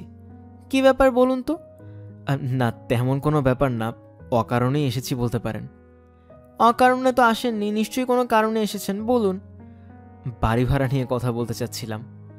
বাড়ি ভাড়া বাড়াতে চান? আরে না, বাড়ি ভাড়া বাড়াবো কেন? বছর বছর বাড়ি ভাড়া বাড়ানোর অভ্যাস আমার নেই। 2 বছর তো আছেন আমার এখানে। 2 বছরে বাড়ি ভাড়া বাড়িয়েছি? না। আমি এসেছি কারণ অনেকদিন বাড়ি ভাড়া দেয়া হয় না। অনেকদিন বাড়ি ভাড়া দেয়া হয় না মানে? কতদিন দেয়া হয় না? এই মাস নিয়ে 5 মাসের ভাড়া বাকি পড়ল। সে কি? টাকা পয়সার সমস্যা সময় সময় হতেই পারে, হওয়াটাই স্বাভাবিক, না হওয়াটাই বরং বিচিত্র। তবু একসঙ্গে অনেক জমে গেলে। আমি আগামীকালে আপনার বাড়ি ভাড়া মিটিয়ে দিব, এটা নিয়ে চিন্তা করবেন না। না না, আমি চিন্তা করি না, আজ তাহলে উঠি। সিদ্দিক সাহেব উঠে গেলেন। রেবেকার চোখে পানি এসে গেল। এ কি কাণ্ড! বাড়ি ভাড়া মিনহাজের দেওয়ার কথা। রেবেকা সংসার চালানোর যাবতীয় খরচ দেয়। মিনহাজের শুধু বাড়ি ভাড়া, গ্যাস এবং ইলেকট্রিসিটির বিল দেবার কথা। সে যখন 5 মাস বাড়ি ভাড়া দেয় নাই, গ্যাস ইলেকট্রিসিটির বিলও নিশ্চয়ই দেয়নি। রেবেকা রান্নাঘরে ঢুকল। মিনহাজ কড়াইয়ে তেল চাপিয়েছে। সে খুব ব্যস্ত। পাঞ্জাবির হাতা গুটিয়ে নিয়েছে। গুনগুন করে গানও গাওয়া হচ্ছে। গান বন্ধ করো, তোমার সঙ্গে আমার কথা আছে। তুমি কি বলবে আমি জানি। সিদ্দিক সাহেব এসেছিলেন, সেই খবর পেয়েছি। 5 মাস বাড়ি ভাড়া দেওয়া হয়নি, এই তো। এটা কোনো বড় ব্যাপার না। তোমার ধারণা খুবই তুচ্ছ ব্যাপার। Yes my dear young lady, আমার তাই ধারণা। আমি যখন পুরো ব্যাপারটা ব্যাখ্যা করব তখন তোমারও তাই ধারণা হবে। তুমি বসার ঘরে বসো, আমি রান্না শেষ করেই আসছি, 10 মিনিটের বেশি লাগবে না। রেবেকা বসার ঘরে এসে চুপচাপ বসে রইল। মিনহাজ ঘরে ঢুকলো আধ ঘন্টা পর। মিনহাজের হাতে 2 কাপ চা বানিয়ে আনলাম। চা খেতে খেতে আমার ব্যাখ্যা শোনো। মুখ এমন গম্ভীর করে রাখার দরকার নেই। তুমি এমন ভাব করছো যেন নিকট আত্মীয় কেউ মারা গেছে। কেউ মারা যায়নি, সবাই ভালো আছে। তুমি কি বলতে চাচ্ছ বলো। ব্যাপার হলো কি, বদরুলের মা অসুস্থ হয়ে পড়ল। বুড়ো বয়সে অসুখ বিসুখ হলে সিরিয়াস অবস্থা হয়। জওয়ানদের যেখানে একটা ওষুধে কাজ হয়, বুড়োদের সেখানে লাগে 10টা ওষুধ। চিকিৎসার খরচ চালাতে গিয়ে বদরুলের অবস্থা হয়ে গেল কেরোসিনের চেয়েও খারাপ। আসলে বদরুলের অবস্থা হয়ে গেল পেট্রোল। আমি তাকে গত 5 মাসের বাড়ি ভাড়া টাকা দিয়ে সাহায্য করেছি। জনসেবা? জনসেবা না, জনসেবা করার মতো আমার ক্ষমতা কোথায়? বন্ধুসেবা বলতে পারো। বাড়ি ভাড়া তুমি দিচ্ছ না, এটা আমাকে জানাতে অসুবিধা ছিল? ছিল, তুমি রাগ করতে। আমি তোমাকে রাগাতে চাচ্ছিলাম না। তবে তুমি কোনো রকম চিন্তা করবে না। প্রভিডেন্ট ফান্ডের লোনের জন্য দরখাস্ত করেছি, লোন গ্রান্টেড হয়েছে। চা খাচ্ছ না কেন? চা খাও। রেবেকা চায়ের কাপে হাত নিল না। নিজের সংসারের প্রতি, নিজের স্ত্রী এবং সন্তানের প্রতি তুমি কোনো রকম দায়িত্ব অনুভব করো না, তাই না? আরে কি যে বলো, দায়িত্ব অনুভব অবশ্যই করি। না, করো না। সামান্যতম দায়িত্ব যদি থাকতো তাহলে আমরা বাড়ি ফেরা মাত্র তুমি জিজ্ঞেস করতে ডাক্তার নুহাস সম্পর্কে কি বলল। জিজ্ঞেস করেছো? জিজ্ঞেস করিনি, কারণ তোমাদের মুখ দেখেই মনে হয়েছে ডাক্তার বলেছেন সব ঠিকঠাক। ডাক্তার কোনো ওষুধপত্রও দেননি। ওষুধপত্র দিলে সঙ্গে থাকতো। সঙ্গে কিছুই নেই, শুধু নুহাসের হাতে 1 টিন চকলেট। নুহাসের জন্মের সময়ের কথা মনে আছে? কোন কথা বলো তো? নুহাসের জন্মের 1 সপ্তাহ আগে তুমি যে দেশ ভ্রমণে বের হয়ে গেলে। ও আচ্ছা, বাংলাদেশের এক মাথা থেকে অন্য মাথায় হেঁটে যাওয়া, টেকনাফ থেকে তেঁতুলিয়া। হ্যাঁ, টেকনাফ থেকে তেঁতুলিয়া। তুমি জানতে যে কোন দিন নুহাসের জন্ম হতে পারে। তা জেনেও আমাকে একা ফেলে তুমি তোমার সেই বিখ্যাত টেকনাফ থেকে তেঁতুলিয়া ভ্রমণ শুরু করলে। কেন করলে? এরও একটা ব্যাখ্যা আছে, সুন্দর ব্যাখ্যা। শুনলেই তোমার মনে হবে ঠিক ওই সময় টেকনাফ থেকে তেঁতুলিয়া ভ্রমণ ছিল খুবই প্রয়োজনীয়। ব্যাখ্যাটা শুনবে? না, তোমার সঙ্গে আমার বিয়ে হয়েছে 11 বছর। এই 11 বছর শুধু ব্যাখ্যাই শুনেছি, আর শুনতে ইচ্ছা করছে না। আমি খুব খুশি হব যদি তুমি এই বাসা ছেড়ে এখন চলে যাও। তোমাকে আগেও একবার বলেছি, আজও বলছি, আমি তোমার সঙ্গে বাস করতে পারবো না। এখন চলে যেতে বলছো? হ্যাঁ, এখনই চলে যেতে বলছি। যাবার সময় তোমার হাঙ্গেরিয়ান গোলাশও নিয়ে যাও। এই বস্তু আমি খাবো না, আমি আমার মেয়েকেও খেতে দিব না। লঘু পাপে গুরুদণ্ড হয়ে যাচ্ছে না? না, তোমাকে আমি শাস্তি দিচ্ছি না। তোমাকে আমি যা দিচ্ছি তা হচ্ছে মুক্তি। রেবেকা উঠে দাঁড়ালো। মুনার মাকে বলল, খাবার যা রান্না হয়েছে একটা টিফিন ক্যারিয়ারে ভরে নিয়ে আসো। পুরোটা টিফিন ক্যারিয়ারে ঢুকাবে, এতটুকু যেন না থাকে। রেবেকা মিনহাজের সামনে টিফিন ক্যারিয়ার রেখে সহজ স্বাভাবিক গলায় বলল, এই নাও তোমার খাবার, এখন যেখানে যেতে ইচ্ছা যাও। সত্যি সত্যি যেতে বলছো? হ্যাঁ বলছি। তোমাকে দেখলে আমার মেজাজ খারাপ হবে, ঝগড়া করব। এসব আর ভালো লাগছে না। তুমিও শান্তিতে থাকো, আমাকেও শান্তিতে থাকতে দাও। দয়া করে এখন উঠো। মিনহাজ উঠল, ক্লান্ত গলায় বলল, আচ্ছা যাচ্ছি। টিফিন ক্যারিয়ারটা থাকুক, খাবারটা ভালো হয়েছে। আমি মানুষ খারাপ, কিন্তু ভালো রাঁধুনি। টিফিন ক্যারিয়ার নিয়ে যাও। আচ্ছা নিচ্ছি। মুখ এমন কঠিন করে রেখো না রেবেকা। যাবার সময় তোমার হাসি মুখ দেখে যাই। এই পৃথিবীতে হাসি মুখ দেখা দুর্লভ ব্যাপার হয়ে দাঁড়িয়েছে। আর কথা বাড়িও না, রাত হচ্ছে, রওনা হয়ে যাও। নুহাসকে দেখে যাই, ও ঘুমাচ্ছে। ওর ঘুম ভাঙানোর কোনো প্রয়োজন দেখছি না। আচ্ছা। মিনহাস টিফিন ক্যারিয়ার নিয়ে বের হয়ে গেল। রাতে নুহাসকে ঘুম থেকে তোলা হলো রাতের খাবার খাওয়ার জন্যে। নুহাস বলল, বাবা কোথায় মা? বাইরে গেছে। বদরুল চাচার বাসায়? হতে পারে, আমি জানি না। নুহাসের প্রিয় খাবারের একটি হচ্ছে ডিম ভাজা। প্রিয় খাবারই তাকে দেয়া হয়েছে। নুহাস বলল, বাবা যে রান্না করেছে সেটা একটু খাবো মা। ওই খাবার ছোটদের জন্য না, তবু একটু খাবো, অল্প একটু। ওই খাবার তোমার বাবা নিয়ে গেছেন। নুহাস বিস্মিত হয়ে তাকাচ্ছে, ঠিক বিশ্বাস করতে পারছে না। রেবেকা বলল, তোমাকে বলেছিলাম না আজ রাতে খুব জরুরি কিছু কথা তোমাকে বলবো। হ্যাঁ, ভাত খেতে খেতে আমার কথাগুলি মন দিয়ে শোনো।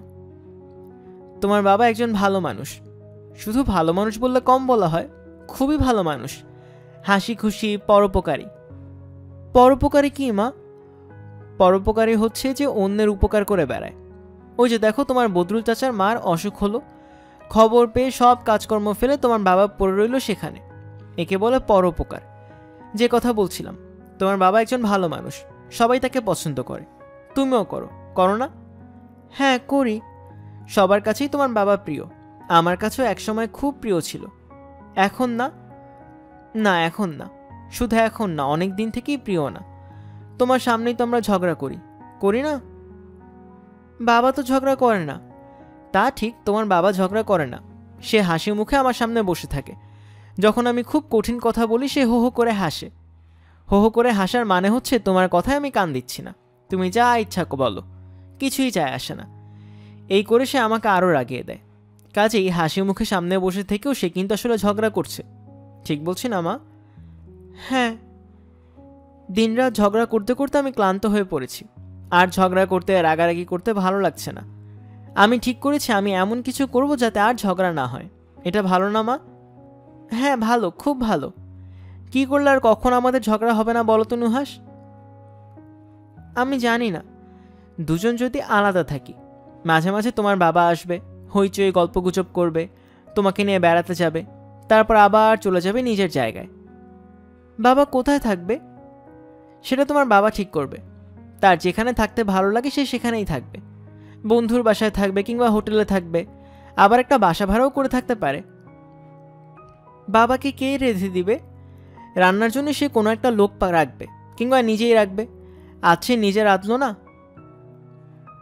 নুহাস করুণ চোখে তাকিয়ে আছে, কি বলবে ভেবে পাচ্ছে না। তোমার বাবা এবং আমরা দুজন যদি আলাদা থাকি তাহলে সবার জন্য ভালো হয়। তোমার বাবার জন্য ভালো হয়, কারণ তাহলে সে নিজের মতো করে থাকতে পারে, বন্ধু বান্ধবদের সঙ্গে আড্ডা দিতে পারে, ঘুরে বেড়াতে পারে, জ্যোৎস্না দেখার জন্য বন জঙ্গলে থাকতে পারে। আমার জন্যও ভালো হয়, কারণ আমিও তাহলে নিজের মতো করে থাকতে পারি, আমাকে ঝগড়া করতে হয় না, তোমার বাবাকে নিয়ে দুশ্চিন্তা করতে হয় না। তোমার জন্যও ভালো হয়, কারণ তোমাকে তাহলে কোনো ঝগড়া শুনতে হয় না। ঝগড়া শুনতে কি তোমার ভালো লাগে মা? না। কাজেই দেখো, তোমার জন্যও ভালো হলো, তোমাকে আর ঝগড়া শুনতে হবে না। এখন যাও, হাত ধুয়ে দাঁত মুছে শুয়ে পড়ো, আমার বিছানায় শো। এখন থেকে আমরা দুজন এক বিছানায় শুব। আমার একা ঘুমাতেই ভালো লাগে মা। আমার সঙ্গে ঘুমোতে চাও না? না। তুমি কি আমার উপর রাগ করেছো নুহাস?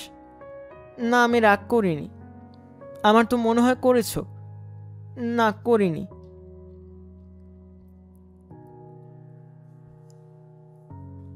নুহাসের ঘুম আসছে না, কিন্তু ঘুমের ভান করে সে শুয়ে আছে। ঘরের কাজকর্ম সেরে অনেক রাতে মুনার মা নুহাসের ঘরে ঘুমোতে এলো। এই ঘরে সে পাটি পেতে ঘুমোয়। নুহাস মুনার মাকে দেখে বিছানায় উঠে বসে নিচু গলায় বলল, বুয়া, আমার বাবা মা কি ভালো মানুষ না মন্দ মানুষ? আল্লাহ পাকের দুনিয়ায় সব মানুষই ভালো, আবার সবই মন্দ। মানুষ বড় বিচিত্র গোয়াফা। নুহাসের আরও কিছু কথা জিজ্ঞাসা করার ছিল, কিন্তু মুনার মা ঘুমিয়ে পড়েছে। একবার ঘুমিয়ে পড়লে তাকে জাগানো খুব মুশকিল। নুহাস স্কুলে যাবার জন্য তৈরি হয়েছে। মুনার মা তাকে স্কুলে নিয়ে যাবে। নুহাসের কাঁধে বইয়ের ব্যাগ, হাতে পানির বোতল। মুনার মাকে সে কিছু নিতে দেবে না। রিকশায় যাবার সময় মুনার মা তাকে এক হাতে জড়িয়ে ধরে থাকে, তাতেও নুহাসের আপত্তি। সে বড় হয়েছে, তাকে হাত ধরে রাখা যাবে না। তাছাড়া বুয়ার গা থেকে মশলার গন্ধ আসছে। স্কুলের কাছাকাছি এসে নুহাস বলল, স্কুলে যেতে ইচ্ছা করছে না বুয়া। বাসায় চলে যাবা? আম্মাই শুনলে রাগ হইব। অনেকদিন স্কুলে কামাই হয়েছে, আজও যদি না যাওয়া হয় তাহলে মা সত্যি সত্যিই রাগ করবে। নুহাসের সঙ্গে রাগ করলে মা হইচই বা বকাঝকা করে না, কথা বন্ধ করে দেয়, আর কেমন ঠান্ডা চোখে তাকিয়ে থাকে। এর চেয়ে বকাঝকা ছিল ভালো। আমার বোধহয় জ্বর আসছে, জ্বর নিয়ে কি স্কুলে যাওয়া উচিত? না, উচিত না। দেখি জ্বর কেমন। মুনার মা গায়ে হাত দিল। গা ঠান্ডা, জ্বর নেই। জ্বর আছে না বুয়া? ওহ, শরীর তো ঠান্ডা। শরীর ঠান্ডা হওয়া এক ধরনের জ্বর, আসল জ্বরের চেয়েও খারাপ। তাইলে চলো বাসায় যাই গিয়া। বাসায় যেতেও ইচ্ছা করছে না। কই যেতে চাও? বাবার কলেজে চলো না বুয়া, তুমি তো চেনো না? মিনহাজের কলেজ মুনার মা চেনে, কয়েকবার এসেছে, কিন্তু হুট করে নুহাসকে নিয়ে কলেজে উপস্থিত হওয়াটা কি ঠিক হবে? আম্মা শুনলে প্রচণ্ড রাখবে। নুহাস বলল, চলো না বুয়া, রিক্সা ভাড়া তো নাই, যামো কেমনে? আমার কাছে টাকা আছে, আমি স্কুল ব্যাগে হরলিক্সের কৌটোটা নিয়ে এসেছি। মিনহাজকে কলেজে পাওয়া গেল না। আজ তার ক্লাস ছিল 11টায়, কিন্তু সে 10 দিনের আর্ন লিভ নিয়েছে। আগামী 10 দিন আসার কোনো সম্ভাবনা নেই। কলেজের একজন স্যার বললেন, তোমার বাবাকে কিছু বলতে হবে খুকি? নুহাস কাঁদো কাঁদো মুখে বলল, না। বাসায় চলে যাও, নিশ্চয়ই তোমার বাবা এতক্ষণে বাসায় চলে গেছে। আচ্ছা।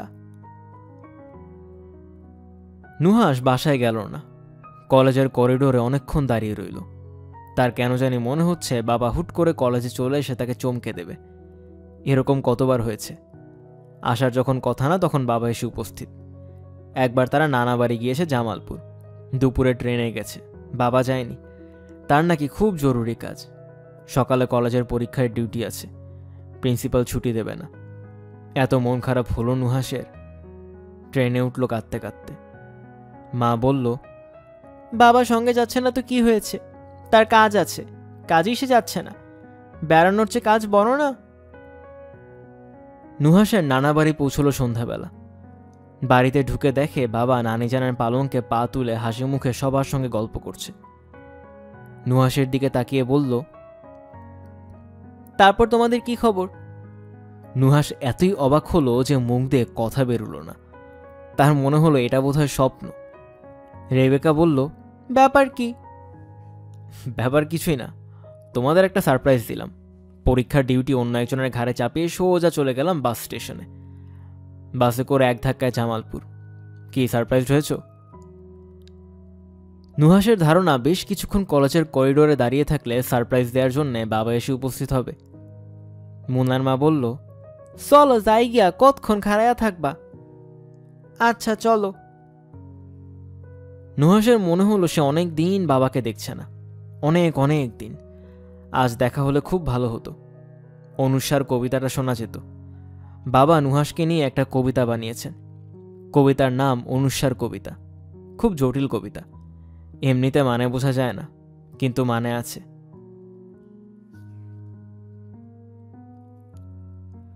নুহাস জ্বর নিয়ে ফিরল। এতে সে এবং মুনার মা দুজনেই বেশ খুশি হলো। মাকে আর মিথ্যা বলতে হবে না, সত্যি সত্যিই জ্বর এসেছে। জ্বর হওয়া নুহাসের অভ্যাস হয়ে গেছে। খারাপ লাগে না, বরং চাদর গায়ে দিয়ে জানলার কাছে বসে থাকতে বেশ ভালো লাগে। মুনার মা বলল, কিছু খাইবে না ফা? না। শরবত বানাইয়া দে লেবু দিয়া? জ্বর তাইলে কমবো। শরবত খেলে জ্বর কমবে না। জ্বর কেন হয় তা কি তুমি জানো মুনার মা? জানবো না কেন, আল্লাহ পাক জ্বরদের বইলেই তো জ্বর হয়। দূর, আল্লাহ এমন খারাপ জিনিস আমাদের দেবেন কেন? উনি দেবেন ভালো ভালো জিনিস। জ্বর খারাপ জিনিস না ফা, জ্বর ভালো জিনিস। জ্বর হইলে পাপ কাটা যায়। কি যে অদ্ভুত অদ্ভুত কথা তুমি বলো বুয়া। পূব দিকের জানালা খোলা। জ্বর গায়ে নুহাস জানলার শিক ধরে দাঁড়িয়ে আছে। দুটি ভিখিরি মেয়ে ঠিক জানলার নিচে খেলা করছে। অদ্ভুত খেলা। একজন অন্যজনকে ঠেলছে এবং খিলখিল করে হাসছে। এই খেলার নাম বোধ হয় ঠেলাঠেলি খেলা। নুহাস ডাকল, এই। ওরা দুজনও একই সঙ্গে এই এই বলল। বলে হেসে একজন অন্যজনের গায়ে গড়িয়ে পড়তে লাগলো। এত আনন্দ এদের। দুপুরে এলো শিল্পাটা ধার করানোর মানুষটা। নুহাসের তখন জ্বর বেড়েছে। সে শুয়ে আছে চাদর গায়ে জড়িয়ে। এখন তার কিছুই ভালো লাগছে না। দেয়ালগুলিকে মনে হচ্ছে অনেক বেশি সাদা, চোখে লাগছে। শিল্পাটা ধার করানোর লোকটা ঠিক তার জানলার কাছে এসে মিষ্টি করে বলছে, শিল্পাটা ধার করাইবেন? শিল্পাটা অবিকল যেন একটা গানের মতো। গান শুনতে শুনতেই নুহাস ঘুমিয়ে পড়ল। যখন ঘুম ভাঙল তখন বিকেল। নুহাসের গায়ে জ্বর নেই, শরীর ঝরঝরে, খুব খিদে পেয়েছে। ঘুম ভেঙেই সে শুনল মা কার সঙ্গে যেন উঁচু গলায় কথা বলছে। কার সঙ্গে? বাবা কি চলে এসেছে? নুহাস কান পেতে রাখল। না, বাবা আসেনি। মেজো মামা। নুহাসের একজনই মামা, তিনি নুহাসের মায়ের চেয়ে বয়সে 10 বছরের বড়। তবু নুহাস কেন তাকে মেজো মামা ডাকে সে নিজেও জানে না। তার নাম জাহিদুল করিম, বিমানের পাইলট। বেশিরভাগ সময় দেশের বাইরে থাকেন, খুব গম্ভীর ধরনের মানুষ। তবু কেন জানি নুহাসের তাকে খুব ভালো লাগে। তিনি এ বাড়িতে আসার মানেই হলো কোনো না কোনো উপহার নুহাসের জন্য নিয়ে এসেছেন। তিনি খালি হাতে এ বাড়িতে এসেছেন এমন দুর্ঘটনা এখন পর্যন্ত ঘটেনি। মেজো মামার সঙ্গে মা ঝগড়া করছে কেন? বড় ভাইদের সঙ্গে কখনো কি ঝগড়া করা যায়? যায় না। নুহাসের কোনো বড় ভাই থাকলে সে কখনোই তার সঙ্গে ঝগড়া করত না। বড়দের ঝগড়া ছোটদের শোনা উচিত না, তবুও নুহাস শুনছে, কারণ মা কেন ঝগড়া করছে তা জানতে ইচ্ছা করছে। তুই বলতে চাচ্ছিস যে তোদের অ্যাডজাস্টমেন্ট হচ্ছে না? না, অ্যাডজাস্টমেন্ট হচ্ছে না। অতীতেও হয়নি, ভবিষ্যতেও হবে না। আমরা দুজন দুই মেরুর মানুষ। তুই তবে চাস কি? আমি ঠিক করেছি ওর সঙ্গে বাস করব না। বাস করব না বলতে কি মিন করছিস? আমি সেপারেশন নেব ভাইয়া।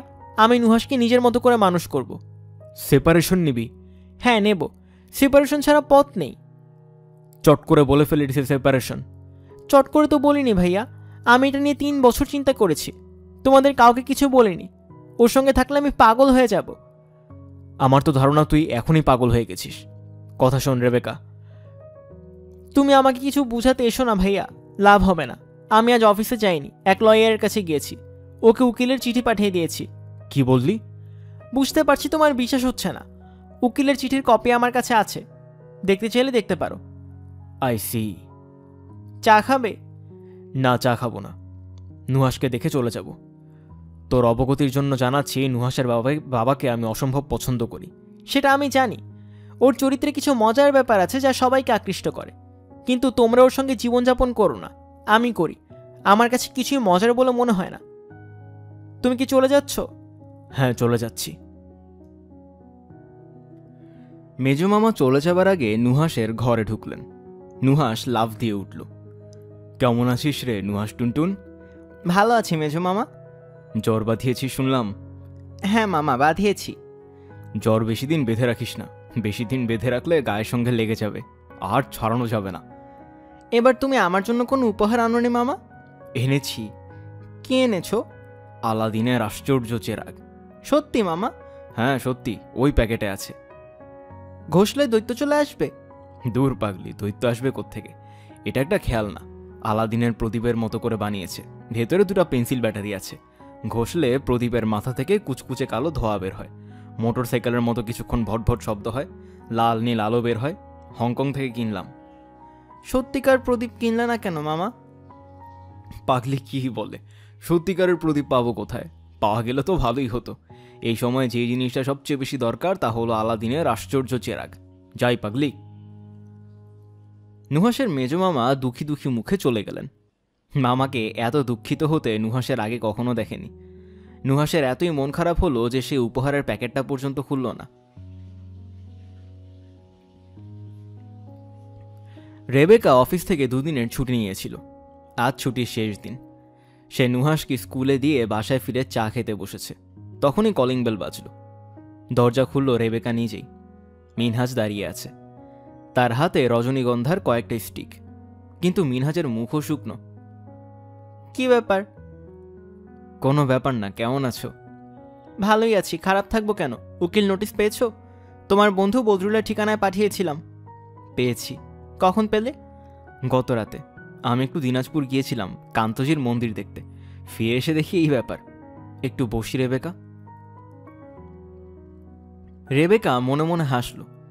মিনহাজ আজ তার নিজের ঘরেই বসার অনুমতি চাইছে। ফুলগুলি কি আমার জন্য? হ্যাঁ। অবস্থা দেখে মনে হচ্ছে রাস্তায় কুড়িয়ে পেয়েছো। মিনহাজ হাসল। দয়া করে হাসবে না, তোমার হাসি আমার অসহ্য বোধ হয়। উকিল নোটিশ সম্পর্কে আমাকে কিছু বলতে চেষ্টা করবে না বা বোঝাতে চাইবে না। আমি যা করেছি অনেক ভেবেচিন্তে করেছি, যাতে সবার মঙ্গল হয় সেই ব্যবস্থাই করেছি। তোমাকে এবং নুহাসকে ছাড়া আমার পক্ষে বেঁচে থাকা সম্ভব না। ভুল বলছো, আমরা দুজন তোমার কাছে কোনো ব্যাপারই না। তুমি ব্যস্ত তোমার নিজের ভুবন নিয়ে। তোমার নিজের ভুবন খুব ইন্টারেস্টিং, সেই তুলনায় আমরা মোটেও ইন্টারেস্টিং নই। আমাদের কোনো কিছুতেই তোমার কিছু যায় আসে না। ভুল বললে রেবেকা। ভুল বলিনি, আমি এক্ষুনি প্রমাণ করে দিতে পারি। প্রমাণ করব? করো। বেশ, তাহলে বলো তো আমি কোথায় কাজ করি, কোন অফিসে? অফিসটা কোথায়? অফিসে আমার নিজের একটা টেলিফোন আছে, সেই টেলিফোনের নাম্বার কত? আমি গত 4-5 বছর ধরে চাকরি করছি। অবিশ্বাস্য হলেও সত্যি, এই 4 বছরে তুমি জানতে চাওনি আমার চাকরিটা কি? জানার আগ্রহ হয়নি? মানে ব্যাপারটা হচ্ছে কি, ব্যাপারটা আবার কিছুই না, এটা হলো তোমার প্রকৃতি।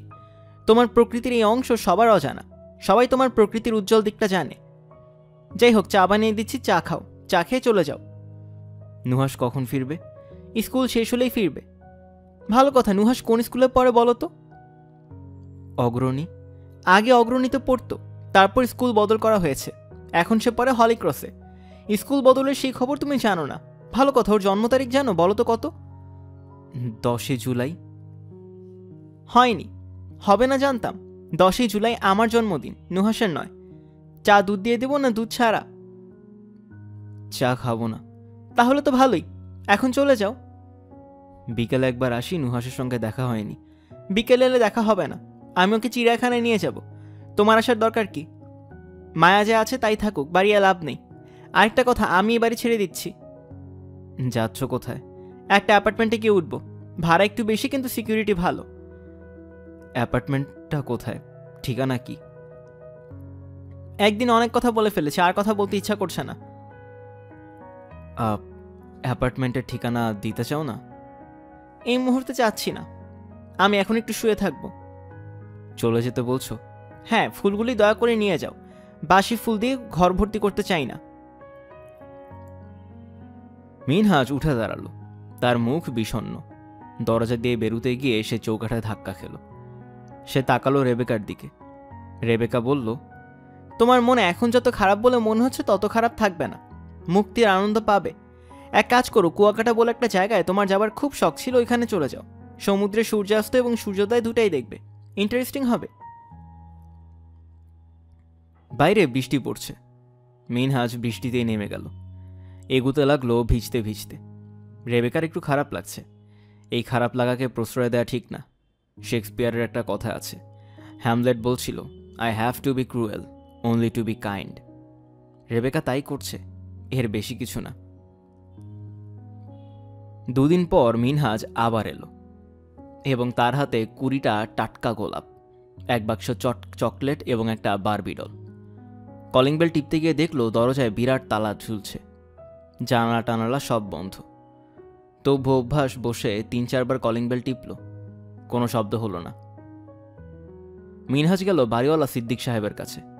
সিদ্দিক সাহেব বিস্মিত হয়ে বললেন, ওরা যে চলে গেছে আপনি জানেন না? জি না। সে কি, 2 দিন ধরে মাল নেওয়া হচ্ছে। আজ সকালে বিছানা বালিশ নেওয়া হলো। বাড়ি ছাড়ার সময় আপনার মেয়েটা খুব কাঁদছিল, এমন কান্না দেখে আমার নিজের চোখেও পানি এসে গেল। মিনহাজ কি বলবে কিছুই ভেবে পাচ্ছে না। সিদ্দিক সাহেব বললেন, বাড়ি যে ছেড়ে দেবে সেটা তো জানতেন? জি জানতাম। কোথায় গেছে সেই ঠিকানা আছে না? জি আছে। সেখানে চলে যান, আমিও একবার যাব। ঠিকানা জানি না অবশ্য, আপনি বলুন ঠিকানাটা লিখে নিই। আপনার মেয়েটার জন্য মন কাঁদছে, একদিন গিয়ে দেখে আসব। জায়গাটা চিনি, মালিবাগের দিকে, কিন্তু অ্যাড্রেস জানি না। জেনে এসে আপনাকে লিখে দিয়ে যাব।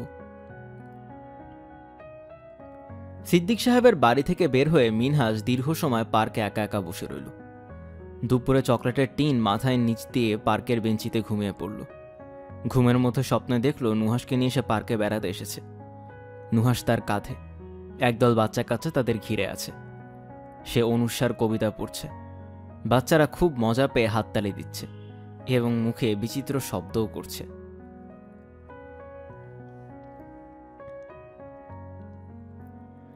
অ্যাপার্টমেন্টটা খুব সুন্দর না নুহাস? হ্যাঁ সুন্দর। তাহলে এমন মন খারাপ করে আছো কেন? নতুন অ্যাপার্টমেন্টে আসার পর একবারও হাসলে না। দেখি শোনা, হাসো তো। নুহাস হাসল। তোমার ঘরটা কত সুন্দর, তাকিয়ে দেখো। জানালা খুললে কত বাতাস। তার চেয়েও বড় কথা, জানালা খুললে পুরো আকাশটা দেখা যায়। আকাশ দেখতে পাচ্ছ? পাচ্ছি। আকাশটা সুন্দর না? দেখো কত বড় বড় 2টা ক্লসেট তোমার ঘরে। একটাতে থাকবে তোমার খেলনা, একটা বইপত্র। পড়ার টেবিলটা থাকবে জানলার পাশে। পড়তে পড়তে যদি আকাশ দেখতে ইচ্ছা করে তাহলে শুধু মুখ তুলে তাকালেই হবে।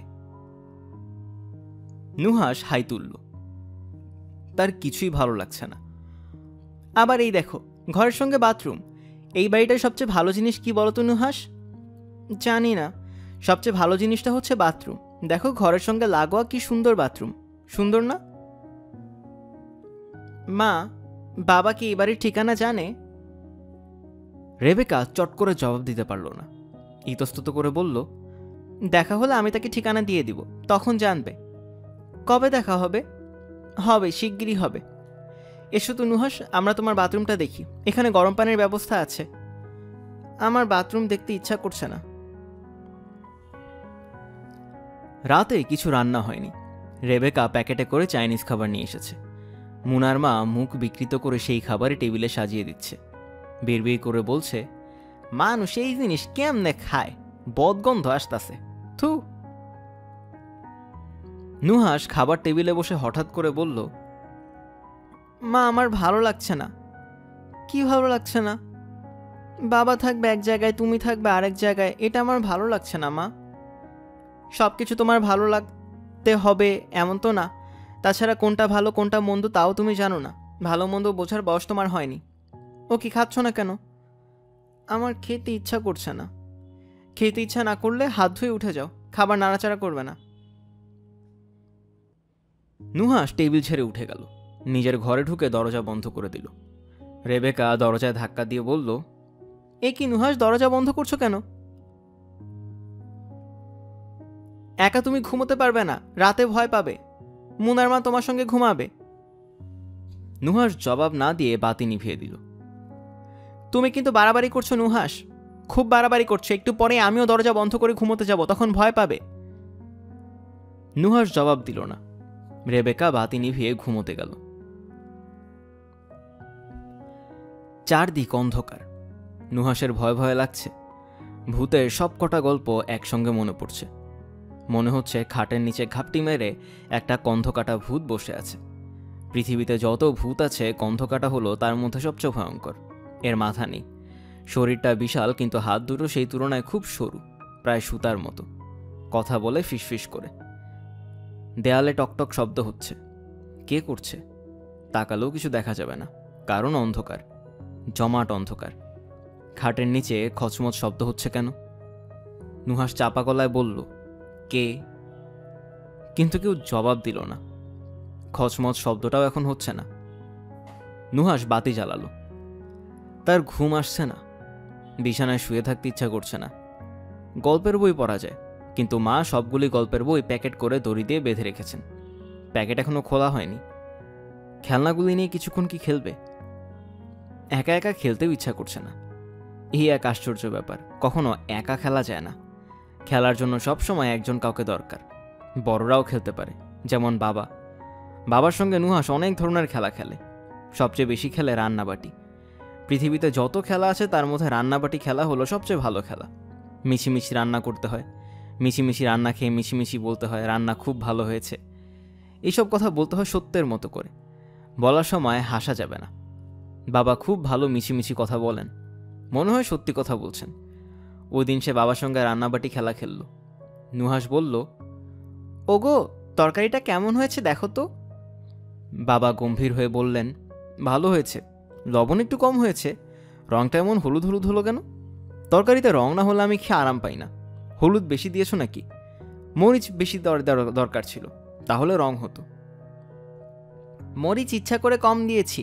মরিচ বেশি হলে বাচ্চারা খেতে পারে না। ওদের জন্য আলাদা রান্না করলেই পারো। আমি একা মানুষ, এক হাতে এক কতিক সামলাবো। কেন, কাজের ছেলেটা তো আছে। ও কি, ওকে কিছু জানে নাকি? হাত ধরে ধরে কাজ শেখাতে হচ্ছে। ওই দিন সেটের একটা কাপ ভেঙে ফেললো। সে কি? ভেঙেও আবার মিথ্যা কথা বলে। আমাকে বলে, আম্মা আমি হাত দিয়া ছুঁয়াও দেখি নাই। কান ধরে বার করে দাও, দুষ্ট গরুর চেয়ে শূন্য গোয়াল ভালো। তুমি তো বলেই খালাস, কান ধরে বের করে দিয়ে আরেকটা পাবো কোথায়? তোমার নিজের জন্যই তো একজন ফুল টাইম কাজের লোক দরকার। দিনের মধ্যে 10 বার সিগারেট আনাচ্ছ। আচ্ছা, তোমার সিগারেট যা লাগে একসঙ্গে আনিয়ে রাখতে পারো না? যতবার সিগারেট ধরাবে ততবার 1 কাপ করে চা লাগবে।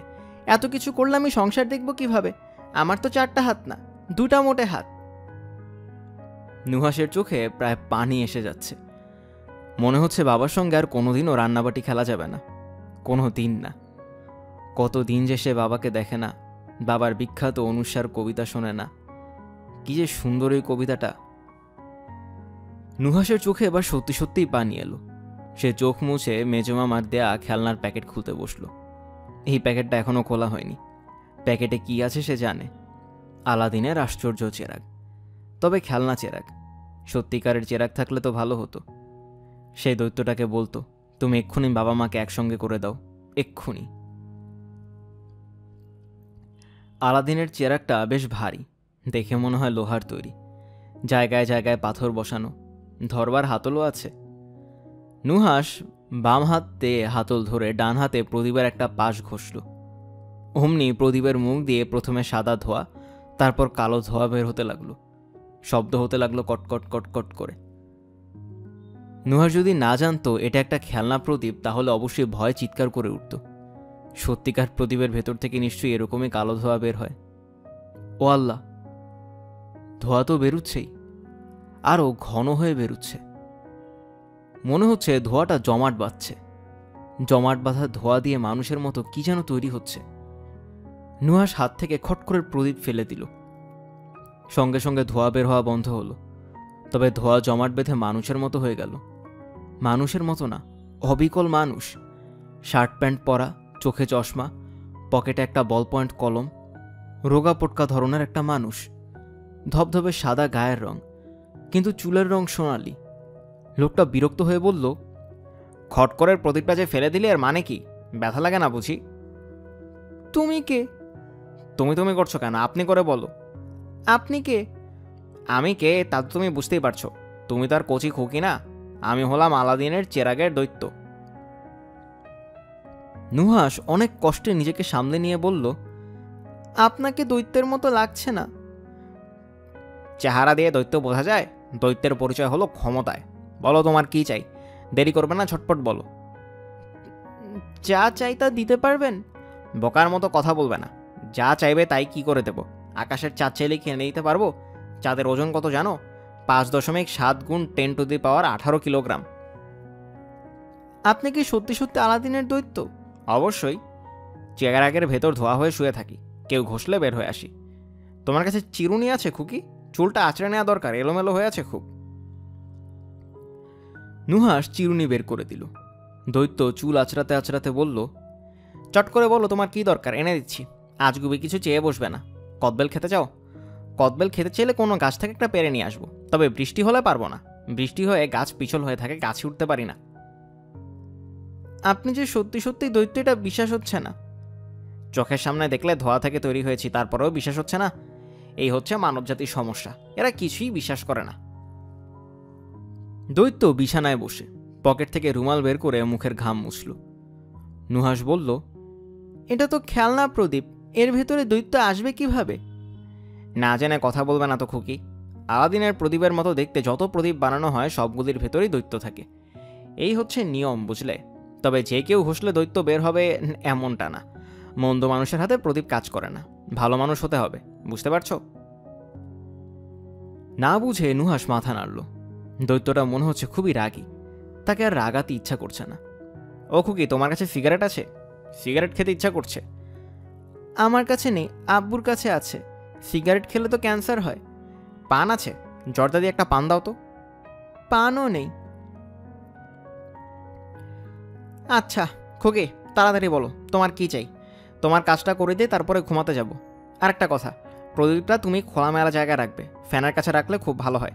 বাক্সের ভেতর রাখবে না, বাক্সের ভেতর রাখলে গরমে আমার ঘুমের অসুবিধা হয়। এখন চট করে বলো কি চাই। আমার বাবাকে এনে দিন। তোমার বাবাকে এনে দেবো মানে? উনি কোথায়? মার সঙ্গে ঝগড়া হয়েছে তো, দুজন আলাদা থাকেন। মানুষগুলিকে নিয়ে যে কি যন্ত্রণা, শুধু ঝগড়া করে। তোমার বাবা থাকে কোথায়? জানি না, তবে বদরুল চাচার বাসায় থাকতে পারে। বদরুল চাচার বাসা কোথায়? জানি না। না জানলে খুঁজে বের করবো কিভাবে? আপনি দৈত্য, আপনার কত ক্ষমতা। ক্ষমতা আছে ঠিকই, তাই বলে 10 লক্ষ লোকের ভেতর একজনকে খুঁজে বের করা মুশকিল।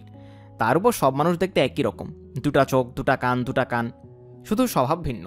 শুধু স্বভাব, চোর স্বভাব, কেঁচো স্বভাব। আপনি বাবাকে খুঁজে বের করতে পারবেন না? অবশ্যই পারবো, না পারার তো কিছু নেই। দৈত্যরা অসাধ্য সাধন করতে পারে, তবে সময় লাগবে। অনেক অনেক সময় লাগবে, চট করে করা অসম্ভব। কত সময় লাগবে? 2-3 মিনিট তো লাগবেই। তাহলে আপনি এক্ষুনি নিয়ে আসুন। কিভাবে তাকে আনবেন? বাবা কিন্তু খুব ভারী, 130 পাউন্ড ওজন। আই, তুমি কি ভাবছো আমি তাকে কোলে করে নিয়ে আসবো? মানুষের বাচ্চাগুলো এরকম বোকা থাকে তা তো জানতাম না। আমি তোমার বাবাকে ভুলিয়ে ভালিয়ে নিয়ে আসবো, সে এখানে চলে আসবো মনের ভুলে। কখন আসবে? বললাম তো দেরি হবে, এইসব জিনিস চট করে হয় না, অনেক সময় লাগে। 2 মিনিটের আগে এই কাজ করা অসম্ভব, 2 মিনিট ধৈর্য ধরতে হবে। আচ্ছা, আমি ধৈর্য ধরছি। পানি খেয়ে নেই, দেখি 1 গ্লাস পানি দাও তো। আবার বলে বসবে না যে পানি নেই। ঠান্ডা পানি? না, ঠান্ডা পানি না, নর্মাল পানি দাও। আমার টনসিলের প্রবলেম আছে, একবার একটা আইসক্রিম খেয়ে 1 মাস ভুগেছি, দিনরাত কাশি। দৈত্য পানি খেয়ে রুমাল দিয়ে মুখ মুছল, তারপর যাই বলে অদৃশ্য হয়ে গেল। নুহাসের মনে হলো পুরো ব্যাপারটাই স্বপ্ন, স্বপ্ন ছাড়া কিছুই না। তার উচিত বিছানায় শুয়ে পড়া, কিন্তু যদি সত্যি হয়, সত্যি হতেও পারে। নুহাস চুপচাপ বসে রইল। আর কি আশ্চর্য, 2 মিনিটের মাথায় কলিং বেল বাজতে লাগলো, যেন কেউ খুব ব্যস্ত হয়ে কলিং বেল টিপছে। রেবেকা বলল, কে কে? নুহাস তার বিছানায় বসে বসে শুনল মা তার ঘরের দরজা খুলে বের হয়ে এসেছেন। মুনার মাও এসেছে। রেবেকা বলল, পিপ হোল দিয়ে আগে দেখে নাও কে এসেছে, অপরিচিত কেউ হলে খুলবে না। ও আম্মা, মনে হইতেছে খালুজান। খালুজান মানে? বসার ঘরের দরজা খোলা হলো। নুহাস আর কিছু শুনছে না, সে শক্ত হয়ে বসে আছে। একসময় নুহাস শুনল তার মা বলছেন, তুমি তুমি কোত্থেকে? বাসার ঠিকানা পেলে কোথায়? কে তোমাকে ঠিকানা দিয়েছে? মিনহাজের হতচকিত অবস্থা, কিছু বলতে পারছে না, এদিক ওদিক তাকাচ্ছে। তার কপালে ঘাম, নিঃশ্বাস পড়ছে ঘন ঘন। কথা বলছো না কেন? বাড়ির ঠিকানা কোথায় পেলে? আমি জানি না। আমি জানি না আবার রসিকতা? বাড়ি খুঁজে বের করলে কিভাবে? আমি নিজেই কিছু বুঝতে পারছি না। রফিকের বাসা খুঁজতে বের হয়েছিলাম, মালিবাগের একটা ফ্ল্যাট বাড়িতে সে থাকে। আচ্ছা, এটা কি মালিবাগ? না, এটা মালিবাগ না। এটা যে মালিবাগ না তা তো তুমি ভালো করেই জানো। বিশ্বাস করো, আমি জানি না। রফিকের বাসাতেই আমি কলিং বেল টিপছিলাম, দরজায় লেখা ছিল রফিকুল ইসলাম 31/B মালিবাগ। তোমার এই জাতীয় অদ্ভুত গল্প আগে অনেক শুনেছি, আর শুনতে ভালো লাগছে না। রাত হয়ে গেছে, তোমার বন্ধুকে খুঁজে বের করো, আমরা ঘুমোতে যাব। এটা মালিবাগ না? না, এটা পুরানা পল্টন।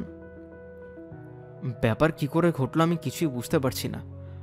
বিশ্বাস করো, আমি রিক্সা থেকে নামলাম রেল ক্রসিংয়ের কাছে, মালিবাগ রেল ক্রসিং। তোমার বানানো গল্প সারা জীবন ধরে শুনছি, আর না। আচ্ছা, নুহাস কোথায়? নুহাস আছে নুহাসের ঘরে। ওকে একটু দেখে যাই। ও ঘুমিয়ে পড়েছে, ওকে ডাকা যাবে না। চলে যেতে পড়ছো? হ্যাঁ বলছি। বাইরে বৃষ্টি পড়ছে। বৃষ্টি তো তোমার খুব পছন্দের জিনিস। বৃষ্টিতে সারাদিন ভেজার জন্য মনে নেই তুমি তোমার বন্ধুদের নিয়ে শালবনে গেলে, সারাদিন বৃষ্টিতে ভিজে রাতে জ্বর নিয়ে ফিরলে। আমি বরং সোফায় শুয়ে থাকি। আমার আসলে মাথা ঘুরছে, কোনো একটা সমস্যা হয়েছে। আমি কি করে এখানে এলাম বুঝতে পারছি না। মনে হচ্ছে আমার মাথা খারাপ হয়ে গেছে। আজ রাতটা থেকেই যাই। না, তোমার যন্ত্রণা সহ্য করতে আমি আর রাজি না।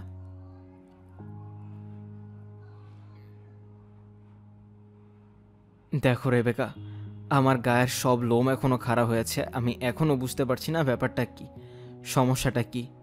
বন্ধুর বাসায় যাও, বন্ধুর সঙ্গে সমস্যা নিয়ে আলাপ করো। আচ্ছা, যাই তাহলে।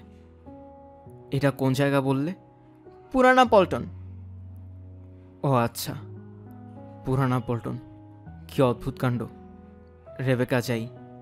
হ্যাঁ যাও, গুড নাইট।